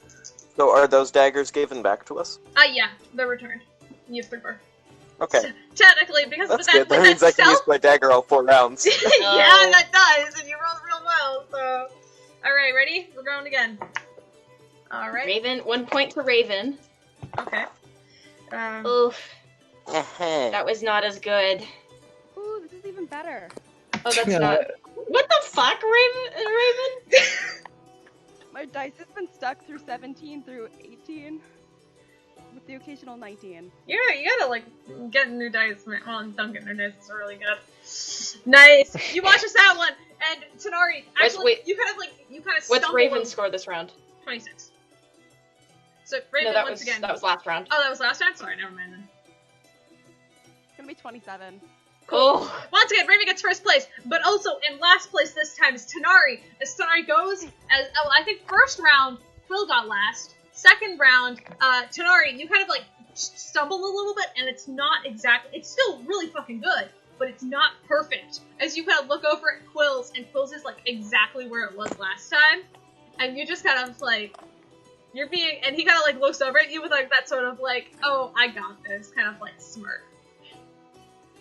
Alright. Am I standing next to Quill? Yeah. Okay. oh no. Alright, let's roll again, guys. It's returned to us. Oh. Oh, Spark is lost this round. So Caleb, as Quill throws this around, I'm just gonna reach my foot out and just like hook his ankle and just pull it slightly to throw off his aim. I don't think that's gonna matter. I rolled a natural 20. Oh. Yeah. I was hoping I would like give him disadvantage or something. Well, it's okay. It's hold up. Maybe Can I we be didn't do that friends right. with him? It's 20 plus 8 plus 4. So Well, Well, I rolled super good that round, and I'm Wait, not gonna do roll that again. Okay, this is actually a really good question. When you roll like a die and then you roll like a natural 20, And because you double all the dice you roll, does that also include the guidance dice or the? Yeah. No, does it? I guess. Yeah, I I guess. think so, because I think it's all the dice that you roll, so that would be Yeah. a part of it. Yeah, so I guess it would. So instead, that would be 8 plus 8 more. So that'd be plus 4. So. Well, but the double is only for damage, not. Oh for right, it to hit. yeah, double's only for damage. So it wouldn't guided dice wouldn't matter. So it's only 4. So 32 is my final answer. Okay, Which is got really fucking good. Once you go to try and trip him, but you almost like help him as you kind of like shove his body just in the right direction, and it like targets it directly as you almost see a crack appear on the board, and he goes, "Ha! Didn't know I could do that!" And it's returned to him. I'm sorry. So I believe. I mean, I'm gonna be honest, a little bit of me is happy that I seem like I'm gonna have to get my face painted. I just don't want to come in last. At this No, point, I you just aren't. not pay for At this point, I believe Raven is still in first with 2. Hold up. So Raven won first round. And then you came, and then I came, or Quill came in last. Second round, Raven came in first place. You came in last. Third round, Quill came in first place. Spark came in last. So you're not in last place right now. Currently, Spark is. And there's only one round to go. One round So I left. just have to Final round, not guys. be last. This is it. I'm Wait, not so gonna roll question. natural 20 again. Quick question: does the winner get to decide what Tanar'ri gets painted on his face? I feel like that's a little. No. That's a little mean. I think he should get to decide what's on his face. What? That's what I said at the beginning of the wager. Winner I gets thought to you just choose. meant that he would get his face painted, not that we would Quill get to kind choose. of waves over. Hey, if I win, you can decide. I don't care. What?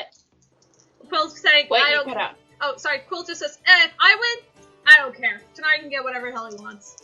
I do want to see him with like Okay. a flower or something, though. If anyone other than me is deciding wagers off, Okay. That's Okay, no, we keep it on that. We Quill- gotta let him Quill- choose then. Quill teases and kind of goes, well, I'd like to see it with like a flower or some shit, but then kind of like laughs it off, like he's joking. Very It's Obviously, the final answer will be Tanar'ri's, but final decision. Wait, I've got it. Covered in glitter. That shit will never get out of this. look. If he calls the bet off, then we don't get to see him in anything. So we should just let him pick our thing, so we at least can see him in face paint. Not very good. Fine. Okay. All right, last round, Also, guys. what- Everybody what roll. says he won't just pick a flower.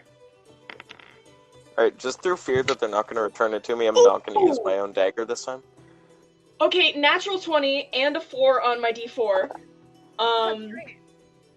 So, 9 total, nat 20.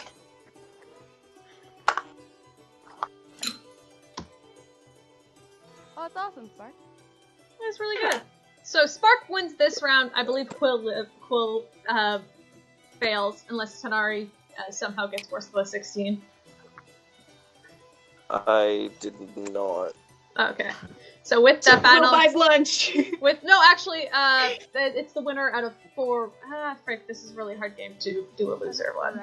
But I guess yeah, Quill will buy lunch. That's fine. Yeah. With that last throw, Quill kind of sighs as it kind of goes off a little bit, and he guys goes, "Damn, I guess I kind of wasted all my luck on that last round. I'll buy lunch. What do you guys want? I heard this is Who's pretty in good. first though? Wait, who Anything won? sweet. I believe who won would be Raven, as Raven won the majority of the rounds. Yes. Tanar'ri kind of came in. I guess, with that, I believe, yeah, so it was who won the most. So Raven won again, Quill won, and then Spark won. So Raven won my majority of having most wins.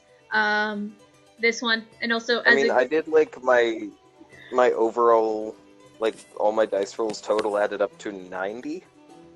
Oh, I don't know if anyone wants to go to that trouble. If we want to go through that, then we can roll we can just add everything up. Who got the most? we amount of can roll. numbers. We can go that route. Everybody You can wanna? add all their Let's points go. together. Let's go for it. Okay, hold up. So Okay. And then do our ranking based off of that. Where did this sure. start? I have no idea.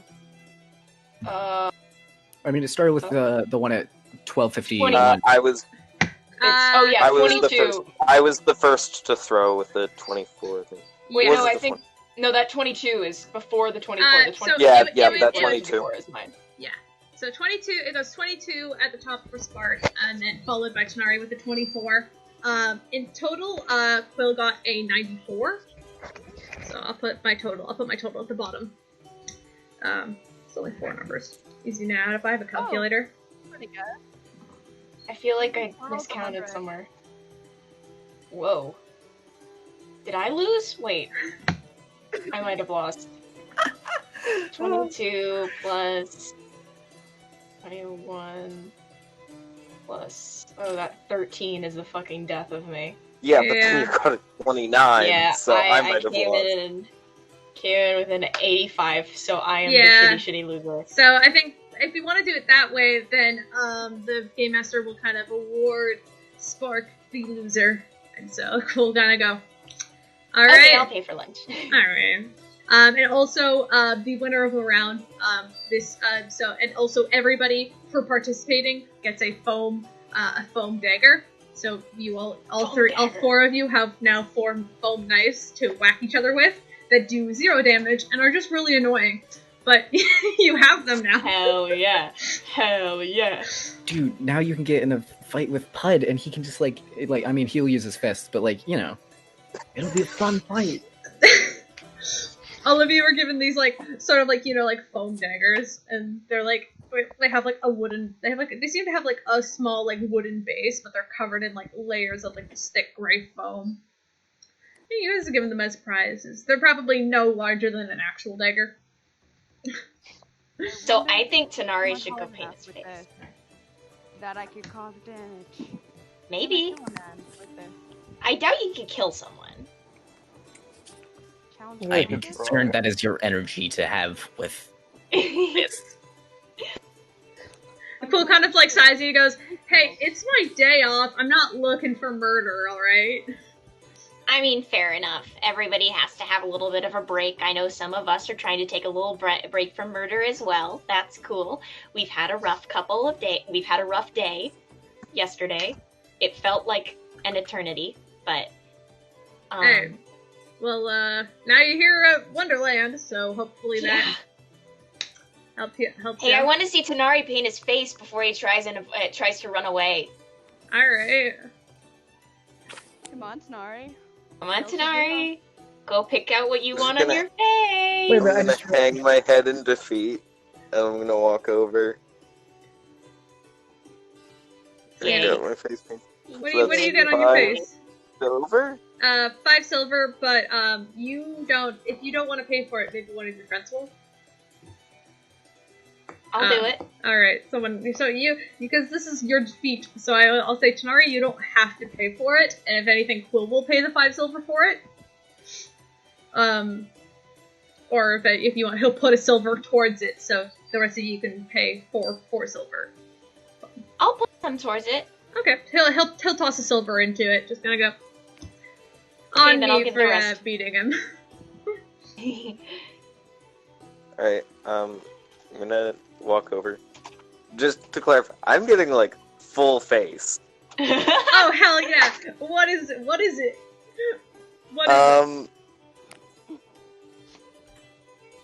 I'll DM it to you so you know, but I'm not gonna reveal it until I walk back to them in character. Alright. Oh, so are you guys gonna stay here and watch us get his face painted, or are you gonna let him be for a minute and wait for him to return to you?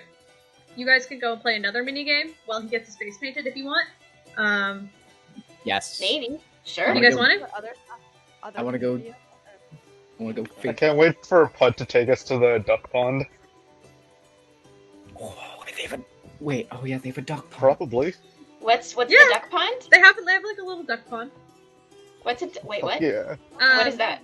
It's are you talking about the one where the rubber duckies, you pick one and try to find the prize? Is that what you're talking about? Yeah. Yeah, they have that one. They have one of them, but it has apples instead. It's very much like apple popping because you have to fantasy it a little bit. Rubber duckies don't exactly exist.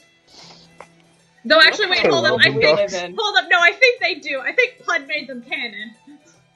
Part of me feels like Puud made them canon, and I can't say that they don't exist. That sounds You're like the a one conversation that happened. That does. I feel like at one point in time, Puud. No, it was when Puud would. Or no, that was when Peirs went to go have a shower, and Max was making a joke how Peirs is sitting there with like a rubber ducky in the bathtub, and then I kind of just like successfully made it canon after that. So rubber duckies do exist in this world. Yes. Yes. Yeah, because I can't take a joke I can't take a joke as a joke. Everything is literal. So I think with that, yes, there is kind of like a rubber ducky kind of floating duck pond game if you guys want to go play. That one's a little different though. I guess the apple bobbing one is a little different. Apple bobbing uses Constitution. This one is straight up just pure fucking luck. No, seriously. If you guys want to go play it, there's like does seem to be like a large sort of like barrel, like a wide barrel that just seems to have like these like little like yellow ducks floating around in it. It's silver to play if you guys want to play, and you guys have to go select. You can select. You guys could select one duck each, and depending on the number that's underneath it, the more magnificent the prize. We'll do that. So do we pick a number on the d20 and then you just roll? Yep. You guys. The prizes range from 1 to 20. If you want to participate, drop a silver, roll a d20, no modifiers. I'd have to, unless someone wants to pay for mine only. Oh, I got you. Oh, okay. Oh, I get you. I'm also gonna drop a silver. Alright. Me too. Alright, everybody roll a d20, flat, no modifiers, nothing. 19. Saloon, please. Raven Queen, I love you. 15. Raven Mom, please. Put them in the dice chat, please, so I can keep track of them. Just straight D20? Straight d20, no modifiers. No, that's not the right number.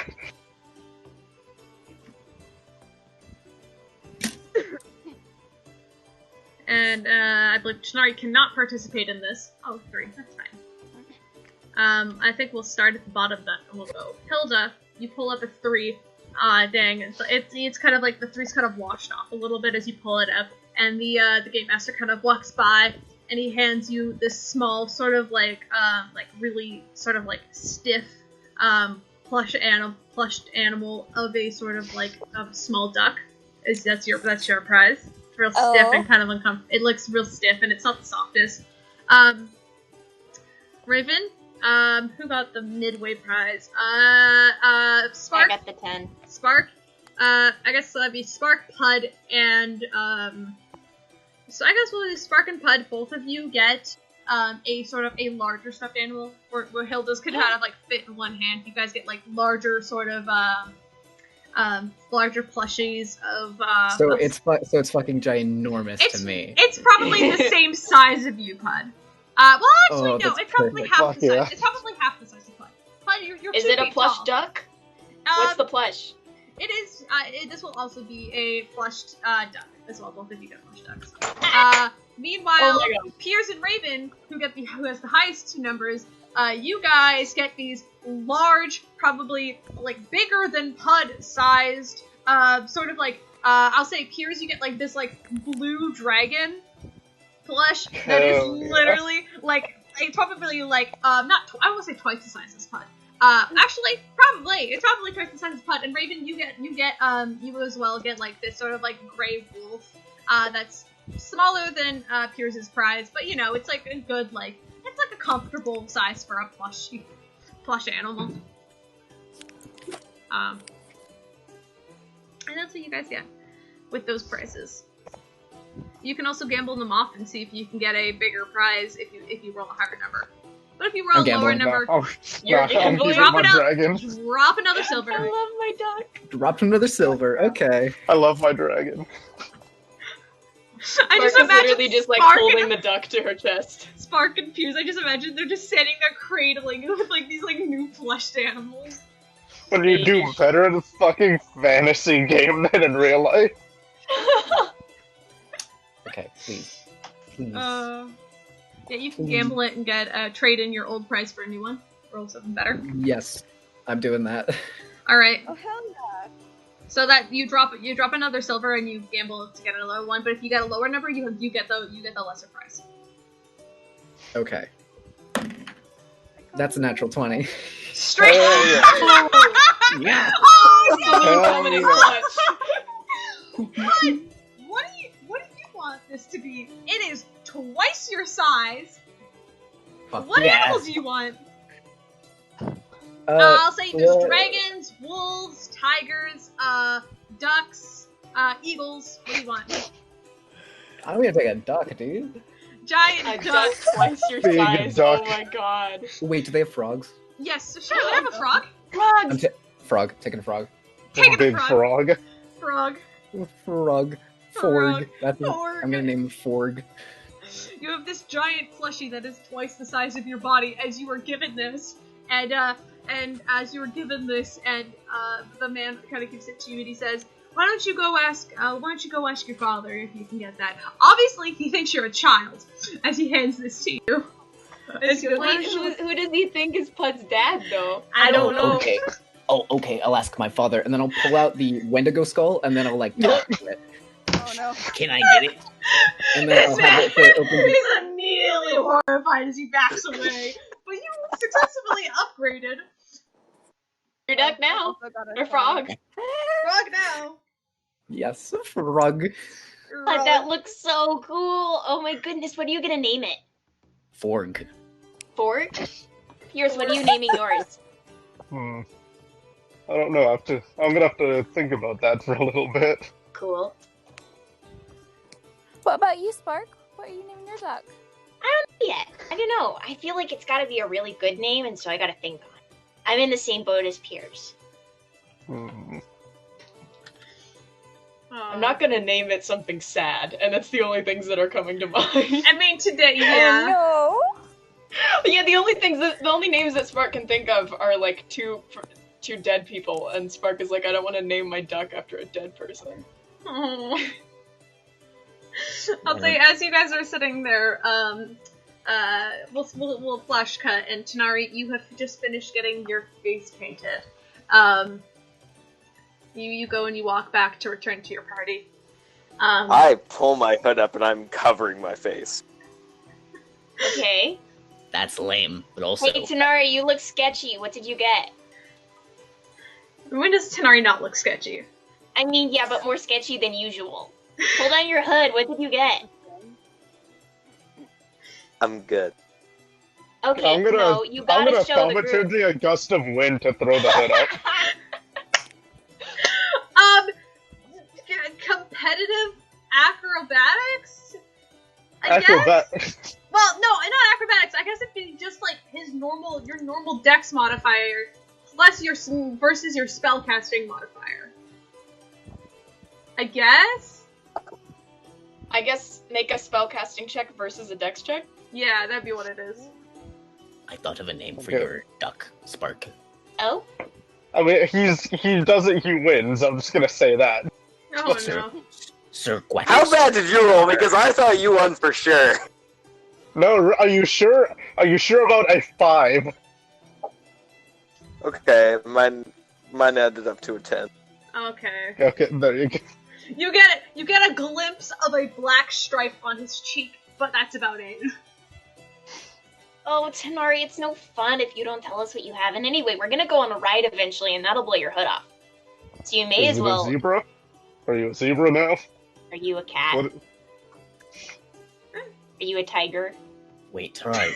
And I'm gonna walk up to Tanar'ri and I'll have him here, and then I'll try to get him to turn around away from the group. Show me it. I want to see it. I want to see it. Well, let the whole group see it. That's not fair. Yeah, come on. I know. I turn around, look down at Puud, and pull my hood back just long enough for him to see a tiger face, and I cover my face back up. Oh. I will look at everyone, and like? I'll do like the OK symbol of like, It looks very, very nice. You should not But hide that. It looks beautiful. It is actually a very well painted job. It's like a little childish and kind of like cute, but it's kind of like fierce in like a cute way, you know? Oh, here. Hold this, and I'll hand him Forg, and then do you take it? I will hold Forg, and I'm going to hide my face with Forg. Well, while you're doing that, because your hands are full, I'm gonna pull down your hood. But I'm hiding my face with Forg because I knew you were gonna do that. I have a passive perception of like 15, I want to say. I saw that. And I'm gonna... Yeah. then I'm going to take Forg back. And I'm gonna wipe off... Tanar'ri!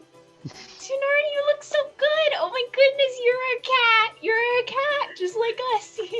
And Cole's kind of standing there with like his arms crossed out over his chest, and he's just like, I think he was inspired.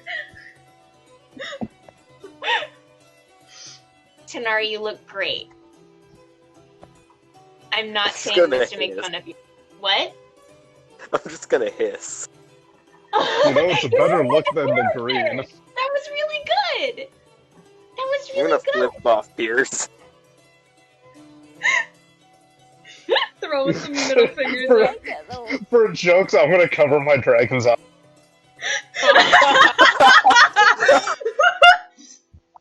Oh I'm gonna say Tanar'ri, like, cracks a smile at the joke for a second, and then, like, tries to hide the fact that he was smiling and goes back to, like, I don't want to be here anymore kind of face.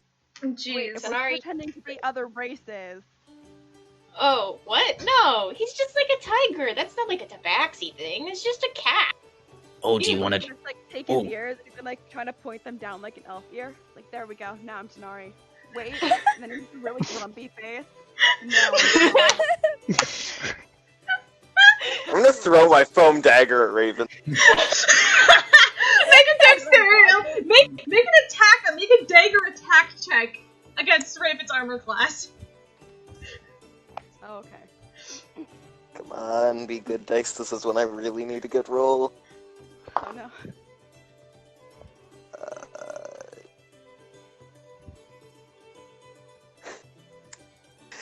I'm pretty sure 25 hits. Yeah, that hits. We're square in the nose. Raven, you go to try and imitate him, and you get socked in the nose with this foam blade. You take 0 points of damage as it's a foam blade, but still, slightly irritating. Oh my I'm gonna goodness. take my foam blade and I'm going to whack it with all the strength that I have. Are you just going in and whacking him? Oh my Yeah. goodness. Okay, Tanar'ri, are you going to try and dodge it? Or are you just gonna let it Yeah, I'm happen? gonna try and dodge. Okay, so make an attack roll against him with your, I guess with a dagger stat. Do you have a dagger stat? Do you have a dagger? Yeah. Okay, so add that dagger stat, but it's going to do 0 damage. It's just to see if it hits his armor class. I was gonna use it as a bludgeoning weapon since it's not an actual dagger. But... Is that something I can do, or do I have to use the dagger stat? Oh no! What? Fucking Max just Is that a yes? messaged me. What? Would it be Is that a possible to yes? put a skeleton in Forg to control him with animate dead, asking for a friend? I'm gonna cry. Wait, what? Yes! But you have to find a skeleton that fits. You don't have one right now. Okay. Future goal. Forg will become animated. He will be my mount into battle. I hate it, but I'm letting it happen, because technically that's a lot less creepy than Bubs. Just the idea of it. Oh, don't worry. With Animate Dead, I can target 4 creatures each dawn to revive with it. So, Holy shit. oh yeah. Oh, so he's so he'll Jesus. stay. Alright, anyway, I'm sorry. What did you roll? What did Raven roll? This is 26 hit. 26 hits. Tanar'ri, you kind of Oh, yeah, try to like fuck lean it. out of the way, but no, Raven's just going in there and whacking you really hard with this club sword, and it just kind of tickles. Obviously, it hits you, but literally, because these are weapons made to do no damage, as they're just made for children to whack children with, you guys are just a bunch of adults in the streets of a fair whacking each other with foam swords, which I can relate to. You underestimate me. I can make this thing cause damage. I will. You continue to pummel with them. I'm gonna. I am the child who ruins the fun for everyone. Here we go.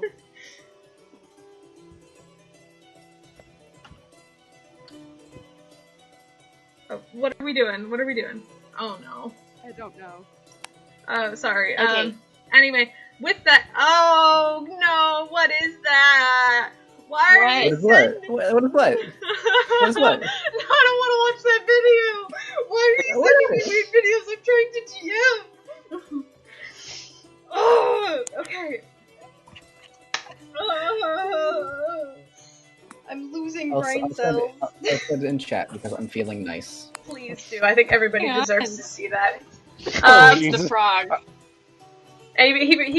did you call it? Frog revealing his skeleton in combat or something is what you typed in fucking the chat. Ford revealing the skeleton underneath for combat. Oh boy.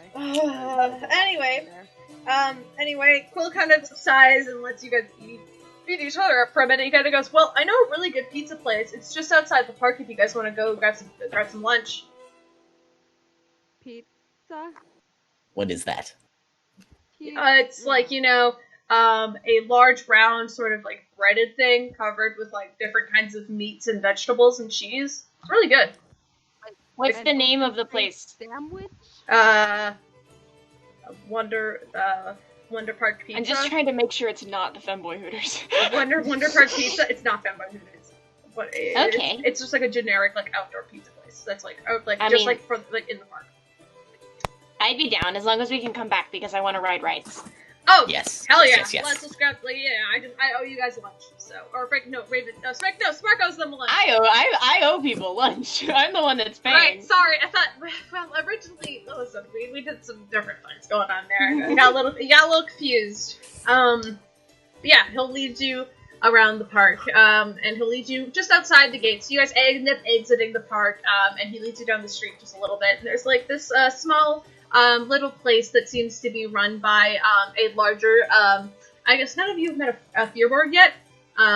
A sort of a larger, very, very tall, probably standing around 7 feet tall, so taller than everybody in the party. And he seems to be, there's that one managing the kitchen, and there's a much shorter, half-elven sort of lady with like short, brownish hair pulled back in like a small, like, ponytail at the back as you guys enter, and she kind of goes, oh, hey, what can I get for you guys?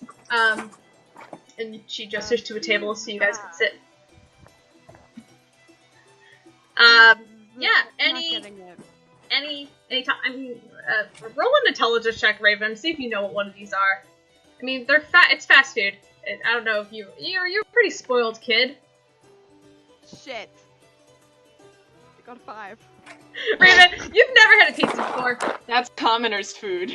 That's commoner's food. You are a spoiled rich brat in your childhood. You've never had one before. Yes, spoiled with torture and yeah. Well, okay. Listen, just because your family life wasn't great doesn't mean they didn't feed you well. Unless some nights they didn't feed you, but we don't talk about that. We don't talk about that. When you behaved, they fed you well. Your mom might be a bitch, but she's still rich. Accustomed to lobster, not pizza. Basically. But yeah, she kind of goes, you guys can find like a big booth, kind of like one of those like a big rounded booth, so all of you guys could sit there. Rounded over. What? I just heard that. Did I miss something? What? Oh, no, you're fine, you're fine. Okay. Okay. Never had pizza before. This is fun. Yeah, and then Skull will kind of go, any food you like? Ham? Chicken? What's your preference? Vegetarian? He kind of looks around the table. Chicken. Yeah. Is anybody not feeling chicken? I don't know. What goes on a pizza? Pizza? Pizza? Is that what it's called? Yeah, you guys got it. Man, you are really not from around here, are you? No. Pizza. No. Man. It's not that hard. I hate it. You're Wait, so close, Raven. Nope, I give up. I'm done. I will never say this forbidden word. Okay. I'm gonna sauce. I'm gonna do the classic Puud move. I'm gonna call out to the large, the very, very tall man. He seems to be very focused on like making the food right now, but yeah, you can call out to him. get up and call. Well, I'm just gonna like watch him. I want to learn how to make pizza. I gotta add it to my repertoire. All right, he sees you watching, and he kind of like adjusts his posture a little bit so you get a better view as you watch him dress the pizzas and flip it and turn the dough around. Make an intelligence check. See if you can remember this. Please. Ooh, okay. No, that's a 9. Aww.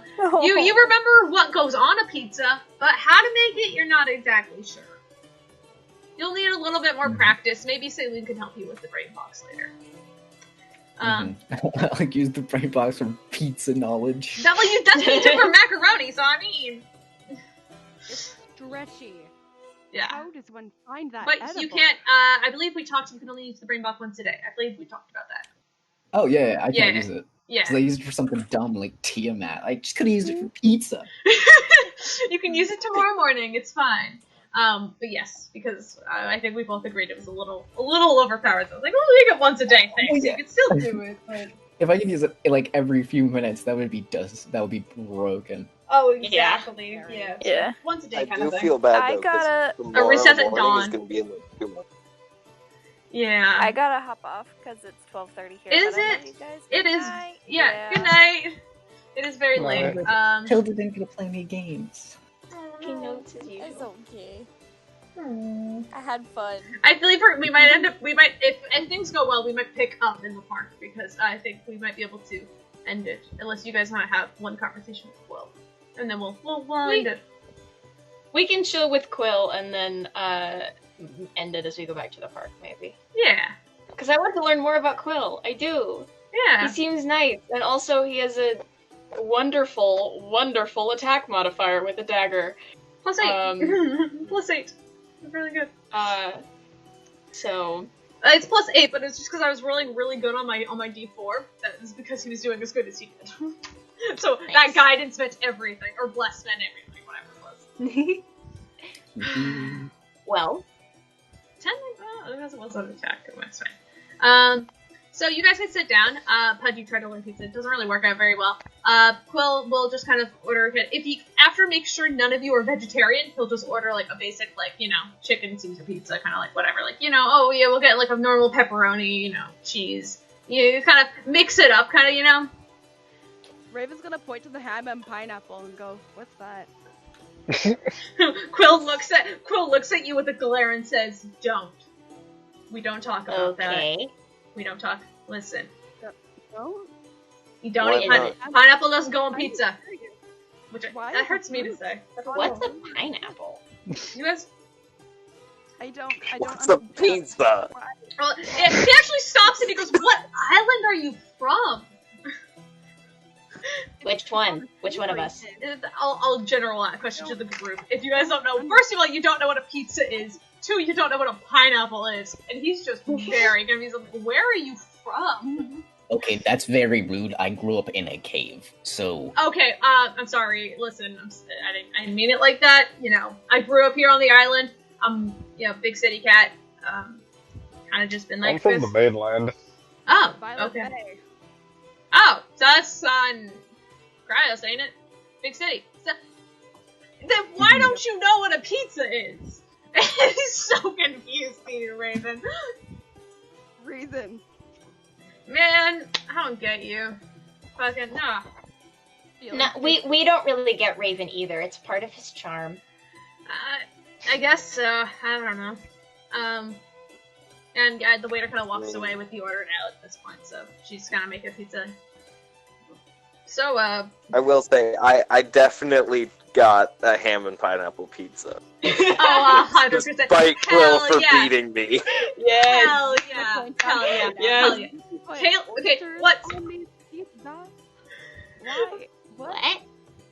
I have never seen such a variety of toppings. Oysters? What? I mean, you probably could put oysters on a pizza if you wanted to. I'm not really a seafood kind of person. Never been my taste. I'm just confused. Why? Why is there so many? So many. Well, I mean, have I you guess ever it's had? just options. Yeah, it's you can put whatever the hell you want on it. It's that's the fun of it. It's completely customizable. You can put all your favorite foods on it. I mean, I've even seen people who have like pizzas for desserts. They put chocolate and Really? shit. Why did you say that? Really? Yeah, but I'm just going to put my hand on Quill's mouth and be like, no sugar. Okay, but could you okay, that's very mean, Tanar'ri. I think that we should maybe explore the concept of dessert pizza. Is that how it's pronounced? Pizza? I think we should explore this idea. Hey, maybe some other time. And he's like looking at Tanar'ri a little confused. And he's like, another time. I mean, and he kind of leans over to you, Spark, and he kind of goes, I know a really good place downtown. We should go sometime. Yeah, totally. What, Raven? Sorry, concepts that I don't understand. Yeah. I am down for anything that has dessert in it. Man. Let's go. I think we had enough sugar for one day. Oh, that's so fun. Quill kind of like... Quill is kind of like leaning back in his chair now, and he kind of goes, you guys are the outsiders, or out somethings, right? Whatever. Outcasts. Oh, With the Outcasts. C. Oh, right, yeah. You guys, I think, I don't know, Rex kind of gave me a rundown after you guys left the other day. Oh. Yeah. You guys were from, I think you guys said you guys were from Tanso? Yeah. You guys seem to come from all over the place. Welcome to Vahara, I guess, if anyone's ever said that, but... Thank you, I think.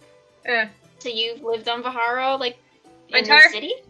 Well, not in the city, but I've lived on the island my entire life. I've only recently moved to the city a few years ago. Cool. Yeah. Where are you from on the island? I think I might have asked that question already, but I was very drunk, and I don't remember. I don't remember answering it either, so maybe you did, maybe you didn't. No, I'm actually from, Rexstrom, but, well, my family was anyway, but, it's a long story. I won't get into it. What about you guys? Like, who are you referring? Just generally, he's asking the table. Like, what about you guys? Where are you from? Well, I think everybody kind of mentioned their stuff. Have you ever heard of this one cave up in I forget the island. Astri? That. Yeah. That's right. Mm-hmm. Yep. Yes. So there's this one cave, right? Now, have you ever heard of it? It's called Big Big. I can't say I've actually ever been to Astri, but I heard it's a pretty chill place. Because it's always winter. I got it. I'm just not laughing. Okay, I'm sorry. Listen, it's nothing good. Sure, I'm just... That's a perfectly good joke. You guys are just mean. No, I'm just occupied. I think Tanar'ri's the only one who hasn't answered where he's from.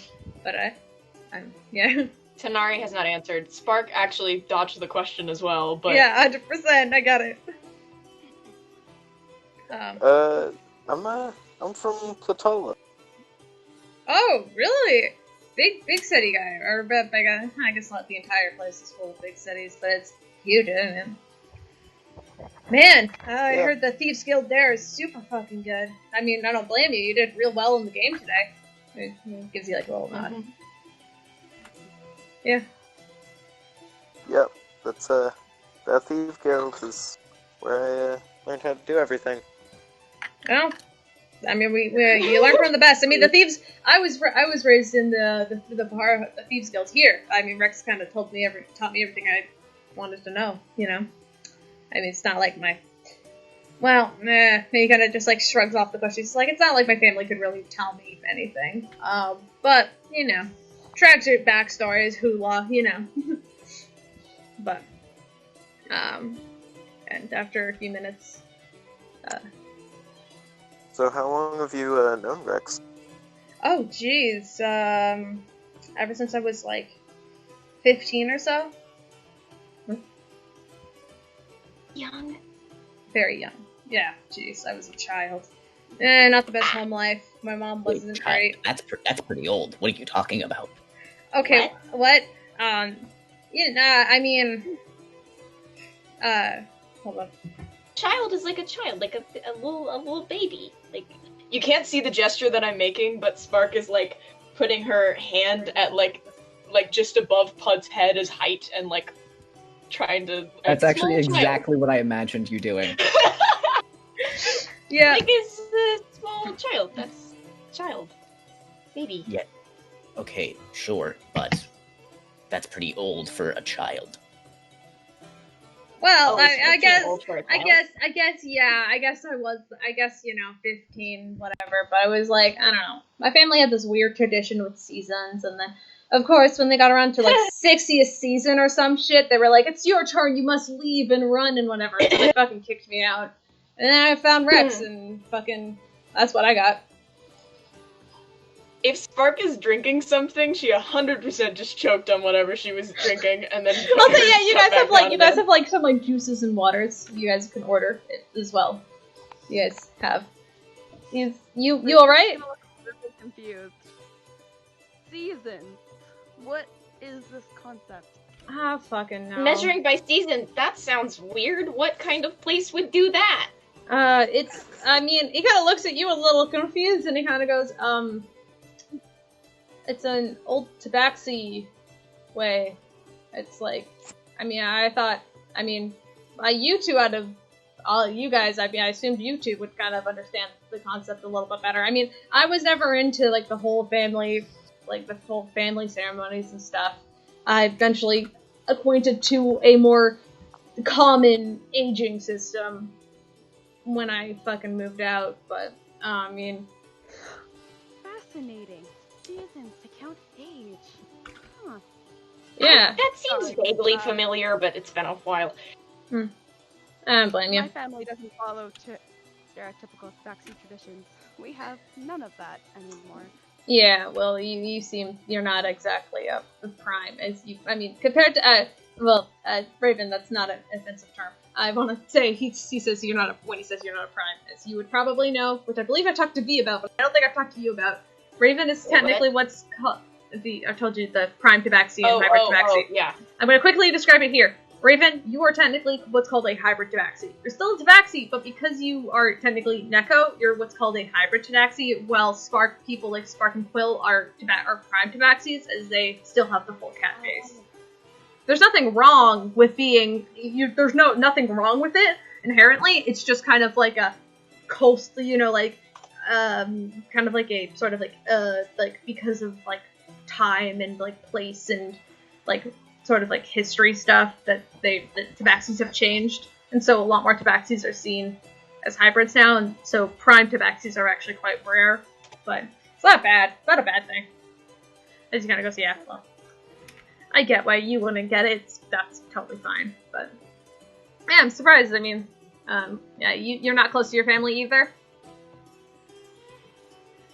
Which one of us? Ask Spark. He's asking Spark, because you said you're not familiar with the seasons. Not anymore. Kind of a recent development, but not anymore. Oh, I'm sorry. It's fine. I'm fine, but I haven't really spoken to them in a while. But neither of mine. My mom was assassinated, so. Oh, well, what a coincidence. Mine too, actually. Oh shit. Oh God. Wait, and he looks really concerned now, and he kind of goes, "Oh God, wait. And I don't think it's, wow, I'm sorry, that was, I'm sorry, I didn't mean to hit too close to home or anything. Oh, it's fine. I am, working on it, but, it's good to talk about it, I'm fine. Yeah, jeez, I'm so sorry, and the pizza kind of, slowly rises, the half-elf girl kind of goes and hands out, everybody kind of has, their own personal pizza. So Tanar'ri's is pineapple, ham and pineapple, which Oh, you got the pineapple! And Quill kind of looks at him, shakes his head. You are a disgrace? Raven's just gonna look at him and be like, but it's a savory dish. You do not put sweet with savory, right? He knows what he's talking about. This is... He's like pointing directly at Raven. He's like, he knows what he's talking about. Listen, Kaleb likes pineapple on pizza. It hurts me to roleplay as Quill, who does not. Yeah. I don't understand. What category do you place the pizza? It doesn't need categories. You just enjoy it. Categories. It's just food. Category must be destroyed. Hey, watch it. Whoa. No, you can destroy it. Hey, Raven, you can destroy it with your mouth. That sounds like a euphemism. Hey, not what I was going for, honey. Not what I was going for.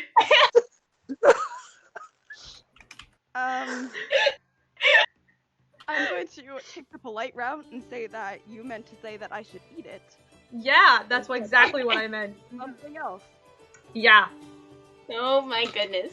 100%. Yeah, let's just eat. And he just starts grabbing a slice and just putting it into his mouth, all embarrassed once again. Raven's just gonna poke at it and be like,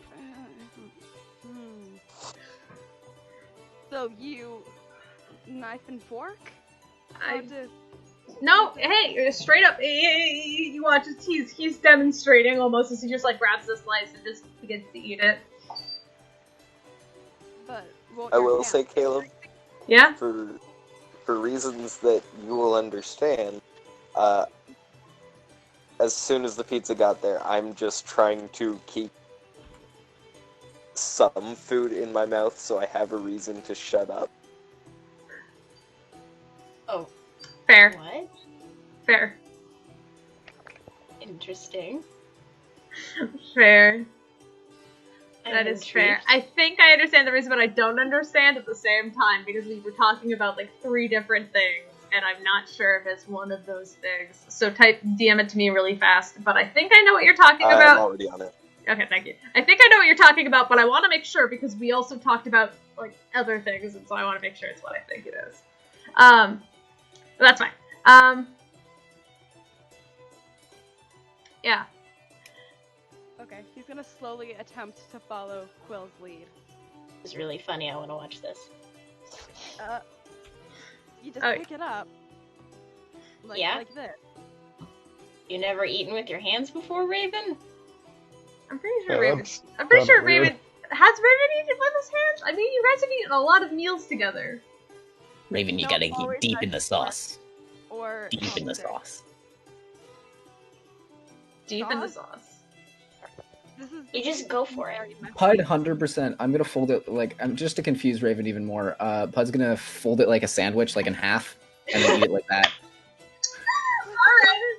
Alright, Ben. Mad lad right there. Hey, eventually after that, so, yeah, Quill kind of sighs. He goes, "Do you want me to just get you a fork and knife?" It's okay, and he like waves at the waitress, and she'll bring you like a little fork and knife so you can eat it. Thank you. I'll say, just to confuse Raven even more, I'm gonna start eating my pieces of pizza upside down. I'm loving the creativity in this room right now. By upside down, do you mean eat it normally? Or like crust first, or like straight up like sauce down? So I'm still eating the tip first, but like the cheese and toppings are on the bottom. Alright. It's gonna fall off. It probably will. Make a dexterity saving throw for me. Question marks. I'm like using my other hands to like hold towards the tip. To like keep the toppings from falling. Okay, so if you're holding them back, if you're holding the toppings on it with one hand while you eat it with another, I'll say you don't have to roll. That's fine. But if you just straight I'll let it free roll. fall, fucking why not? Go for it, dude. If you're all natural one, that's just going on your pants. I don't want to roll anymore. What did you roll, buddy? You called it. Did I wait? Okay. he spilled it on. Over. I may be new to the whole pizza thing, but I don't believe you're supposed to wear it. It's alright. You might you're trying to be a show off and confuse Raven as you go. You bring it up to your mouth. It barely makes it to your lip as it just all of the toppings fall down. It's smeared all the way down your armor and directly onto your lap. You are covered in this red cheesy hot sauce. It's very uncomfortable. No. I'm going to just scoop as much of it off my pants as I can, just with my hand, and just eat it like that. You can do that. Wow. There's like a small. There's going to be not a small stain, a slightly large stain on your bit. It's just. And then as soon as my hands are free, I'm gonna go like find like napkins and. Yeah, there's like a washroom. You can clean yourself up, but. Yeah. Yeah. Okay. I'm sorry. Yes, very nice. Very good. You were saying about a not one as I rolled, and I looked down, and I'm like, no, it can't be. And I picked it up to be sure it wasn't a 7, and I'm like, are you fucking kidding me? I'm sorry. I jinxed you like that. That is my fault, because I was trying to be funny. It was kind of funny. So,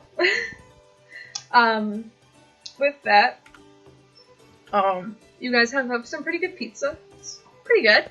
Tanar'ri, also you managed to clean yourself up and come back, and as much as uncomfortable as it was and embarrassing that moment was, the stain washes out just fine, and you can continue eating your pizza in peace. And you guys, anything else you guys want to do while you sit at the table? Any other questions? I have a question. Yeah. I have a question. So, Quill, this is kind of a weird question. And I realize that, you haven't talked to your family in a little bit, so this might be, weird. And so, if I'm being weird, just tell me, that's fine, I'm used to it. But you said you were from Ruxtrum? Yeah. I kind of heard there was some weird stuff going on up there. Do you happen to know about some, important figures maybe chilling up there? I if that's you don't have to answer. I haven't been home in years, but I know that there's the mayor. I don't remember his name. He's some douchebag. He's real chubby and fat. There's I don't know, recently I think the mayor passed, but I think there's a new mayor in town. Listen, I'm not one to keep up with politics, but I think there's a new mayor in town. His name is Orion something. Yep, that sounds about right. Oh, were you guys there recently? Yeah, he's a vampire. Yeah. There's a lot wrong with Ruxtrum right now, I'm gonna be completely honest with you. Immediately he looks panicked. Wait, what? What's wrong with... Yeah. What isn't wrong with that town right now? So, Orion is not a great guy. Can I say that we're gonna kill him? I mean, yeah, we're gonna kill him. We're gonna kill him. I mean, he's a vampire, but it's not. He's a vampire, and he's, mind controlling half the town, and we're, part of one of the reasons we're in town is to kill him. Oh, so he lives in town. Oh! We think so. Oh! Do you know... What, Riven? No one mind controls me and gets away with it. Yeah, I second that. I haven't... Mind control's bad. Mind control is bad, yeah. I don't think anyone's gonna argue that fact. I mean, I might be able to help you guys. I feel like we've had a discussion over whether or not mind control was bad before. Magic is cheating. Magic. Disagree, but go off, I guess. I mean, I'm not gonna say anything about magic. I can't do shit magic-wise. See, magic is cheating. You're a good person. It's whatever. Anyway, but I mean, hey, if you guys need some assistance, I know some big names of the Thieves Guild. I might be able to help you find wherever he might be located, if he's located in Bahara. I assumed he lived down in the city, but I guess not, because he's a vampire for some reason. Apparently he lives with the rich people on that big fancy disc. The golden disc? Yeah. Yeah, that would make sense. Hey, if you guys want, I might be able to do some research for you. Where are you guys staying? We are staying at the saloon. Oh, haven't been there before, but I might be able to. Hey, I might be able to swing by later if I find some information on him for you. I don't know a lot right now, but I know how to get information out of people. That would be great. Yeah. I really appreciate that. We're heading to the Thieves Guild at 8-ish tonight, anyways. Oh, we are? Oh. Yeah, but I told you guys that. Oh, you did? Oh, no, you did not. Okay. You Why? managed to let that slip by. Oh. Rex asking you for Oh, is Rex asking you for a job? More, I was asking him for a job, and he kind of found an extra one for me in the process. He's like that. You really can't get anything for free out of that guy. Everything Did costs you, something. sign us up for criminal stuff? Did you, just sign all of us up for that? Well, I want to call it criminal I stuff. signed myself up for some potentially less than honorable tasks, but... Okay. Trust me, I can help. I'm very stealthy, and I want to try to hide. Like you've done. Make a stealth check. Please Please do fail. Please fail. Fuck you. Why'd you say that? What'd you get? It's what you think it is, alright? Yeah, Pud, you try to scramble and you go to try to hide, and you go to try to hide underneath the table, and you kind of bump your head on the top of the table, and everybody's drinks kind of splash up a little bit, and then you have a minor headache on the top of your head now. Aww. Yeah. Real stealthy. But does he still go under the table? Yes. Yes. Great job, Okay, Pud. I can't see where you are at all. I'm gonna look under the table and be like, man, that was great. I can maybe teach you to be a little better, though. How do you know I'm under the table? And then I'm gonna try to crawl. I don't even have to crawl. I can basically just walk underneath his chair. Yep. Well, it's more you'll have to duck your head a little bit. I mean, yeah, but it's not difficult. Not difficult at all. Pudge just was storming around on the floor. Yeah. And Coulson, I'm like, alright, well, yeah, Rex has always been like that. You really can't get anything free out of him. You know, he's always keeping tabs and whatever. Everybody's gotta pay something. Oh, good luck, I guess. That's ominous. That's a little ominous, but I guess we have a job now. He's the master of a thieves guild. Are you really I'm surprised? gonna look at Pud, and I'm gonna sketchy? go call a thieves' intuition. Just before we lose track Alright. of him asking the question. That's good. But yeah, no, Cole's kind of like, well, he's master of a thieves guild. He's leader. I want to be sketchy. I mean, that's fair. Yeah. That's very fair. Kind of signed up for it by talking to him, I guess. Yeah. Hey, he's a good guy. Obviously, he cares. He has a heart, but he knows how to do his business. So. He's honestly more fair than I would expect from a thieves' guild leader. Well, is the thieves guild leader in Patala super hard and whatever? I mean, I've never been, so not that I can say anything. You wanted a good job, you had to work for it. You Yeah. wanted anything, you had to work for it. Yeah. The training was earning your food by picking people's pockets on the streets.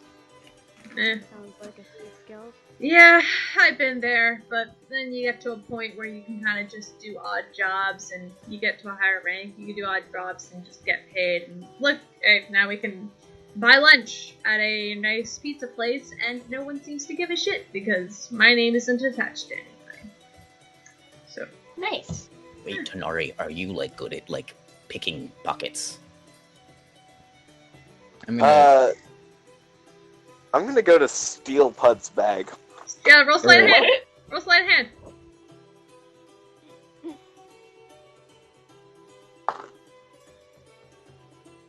That's a 28. My God. Yeah, Pud, you say that, and suddenly your shoulders are just a little bit lighter. Huh? Strange. I was going, and I'm gonna look down, and I'm gonna look at him, and I'm gonna be like, I was gonna suggest taking my money, not that, because that's harder, because it's my inside pocket. So how about give me back my bag and then try that, huh? Roll another sleight of hand. I'm gonna try and steal it. Like, well, he's like before he even has his hand on the bag. And well, before I'm finished with that, I'm gonna just say a little bit of Draconic, just out loud, just like a little whisper, like, and I'm gonna say, Curtis, attack. Curtis is in the money bag, so roll for sleight of hand. It doesn't even matter. What did you roll? What did you roll? I think you curse these dice forever, Caleb. Yeah. I didn't say anything. You rolled very well with that 28. What did you roll? Yeah, I got a 1, and then an 18, and then another fucking 1. Oh no. Okay, sick. Hold up. What is roll for Curtis's damage? You have his Okay. stats. So roll for his bite attack. So I roll to attack. You roll to attack plus and then you have to beat his AC. So Tanar'ri still has a chance to pull away his hand. Natural 20! Fucking Christ! Okay, so that means... Roll for damage, double the damage. So 1d1, which it's not just 1, it's 1d1. Which Could I means technically use my reaction, my uncanny dodge again? Since Isn't it 1d4? Isn't it 1d4? No, it's 1d1 piercing damage, and because it's a d1, that means it's 2 plus 2d4 poison damage. So I'm gonna roll, and then you should make a Constitution saving throw. Yep, I forgot that Curtis was kind of powerful. That's 10 damage from the poison in total. What's the con save? 10. It's not very high. No. 10? Okay. I rolled a 16 overall. Okay, yeah, you're good. You feel the sort of Okay, poison, so- pulse into your hand as Curtis's head rolls out and just bites you in the hand as you try to go grab it. You pull it away quickly, and you feel a little dizzy for a second, but you pull yourself together. And how much damage was that? Well, because you did this save correctly, so you take half damage from the thing, so instead of 10, it's 5, so in total it's 7. But I also used uncanny dodge. So half of 7 is like 3. 3. I think? Would it be 3 It'd be 4, sorry. That's 4 still damage. like a sizable fucking damage bit, saying it's Yeah. a small snake. Small I'm gonna- snake, lots of damage. I like to imagine gonna- he's he's got he's very cute. I've been looking at a lot of snake videos recently, and I'm so inspired to make snake little snake stickers and stuff. But I do not have sticker paper or a good printer anymore. It makes me really sad because I would make Curtis. I would make snake TikToks. I want to make a Curtis sticker. I want to make a Curtis and Puud sticker so bad, but I don't have the equipment for it right now. I used to, but I don't anymore. I'm just gonna cure wounds, just first level. First level heals. Heal them back up to full. Yeah. So I'm Sorry back to about. Yeah, sorry about that. He can sometimes get bitey. You know how it is. He's my defense mechanism. I want to make sure he works well. And I'm still holding the bag of holding. Yeah, he hasn't let go of it. I don't think he's let go of it. Mm-hmm. I'm gonna try to take it from him, and I'm scared you're gonna do the thing where you hold it up on my head like a bully.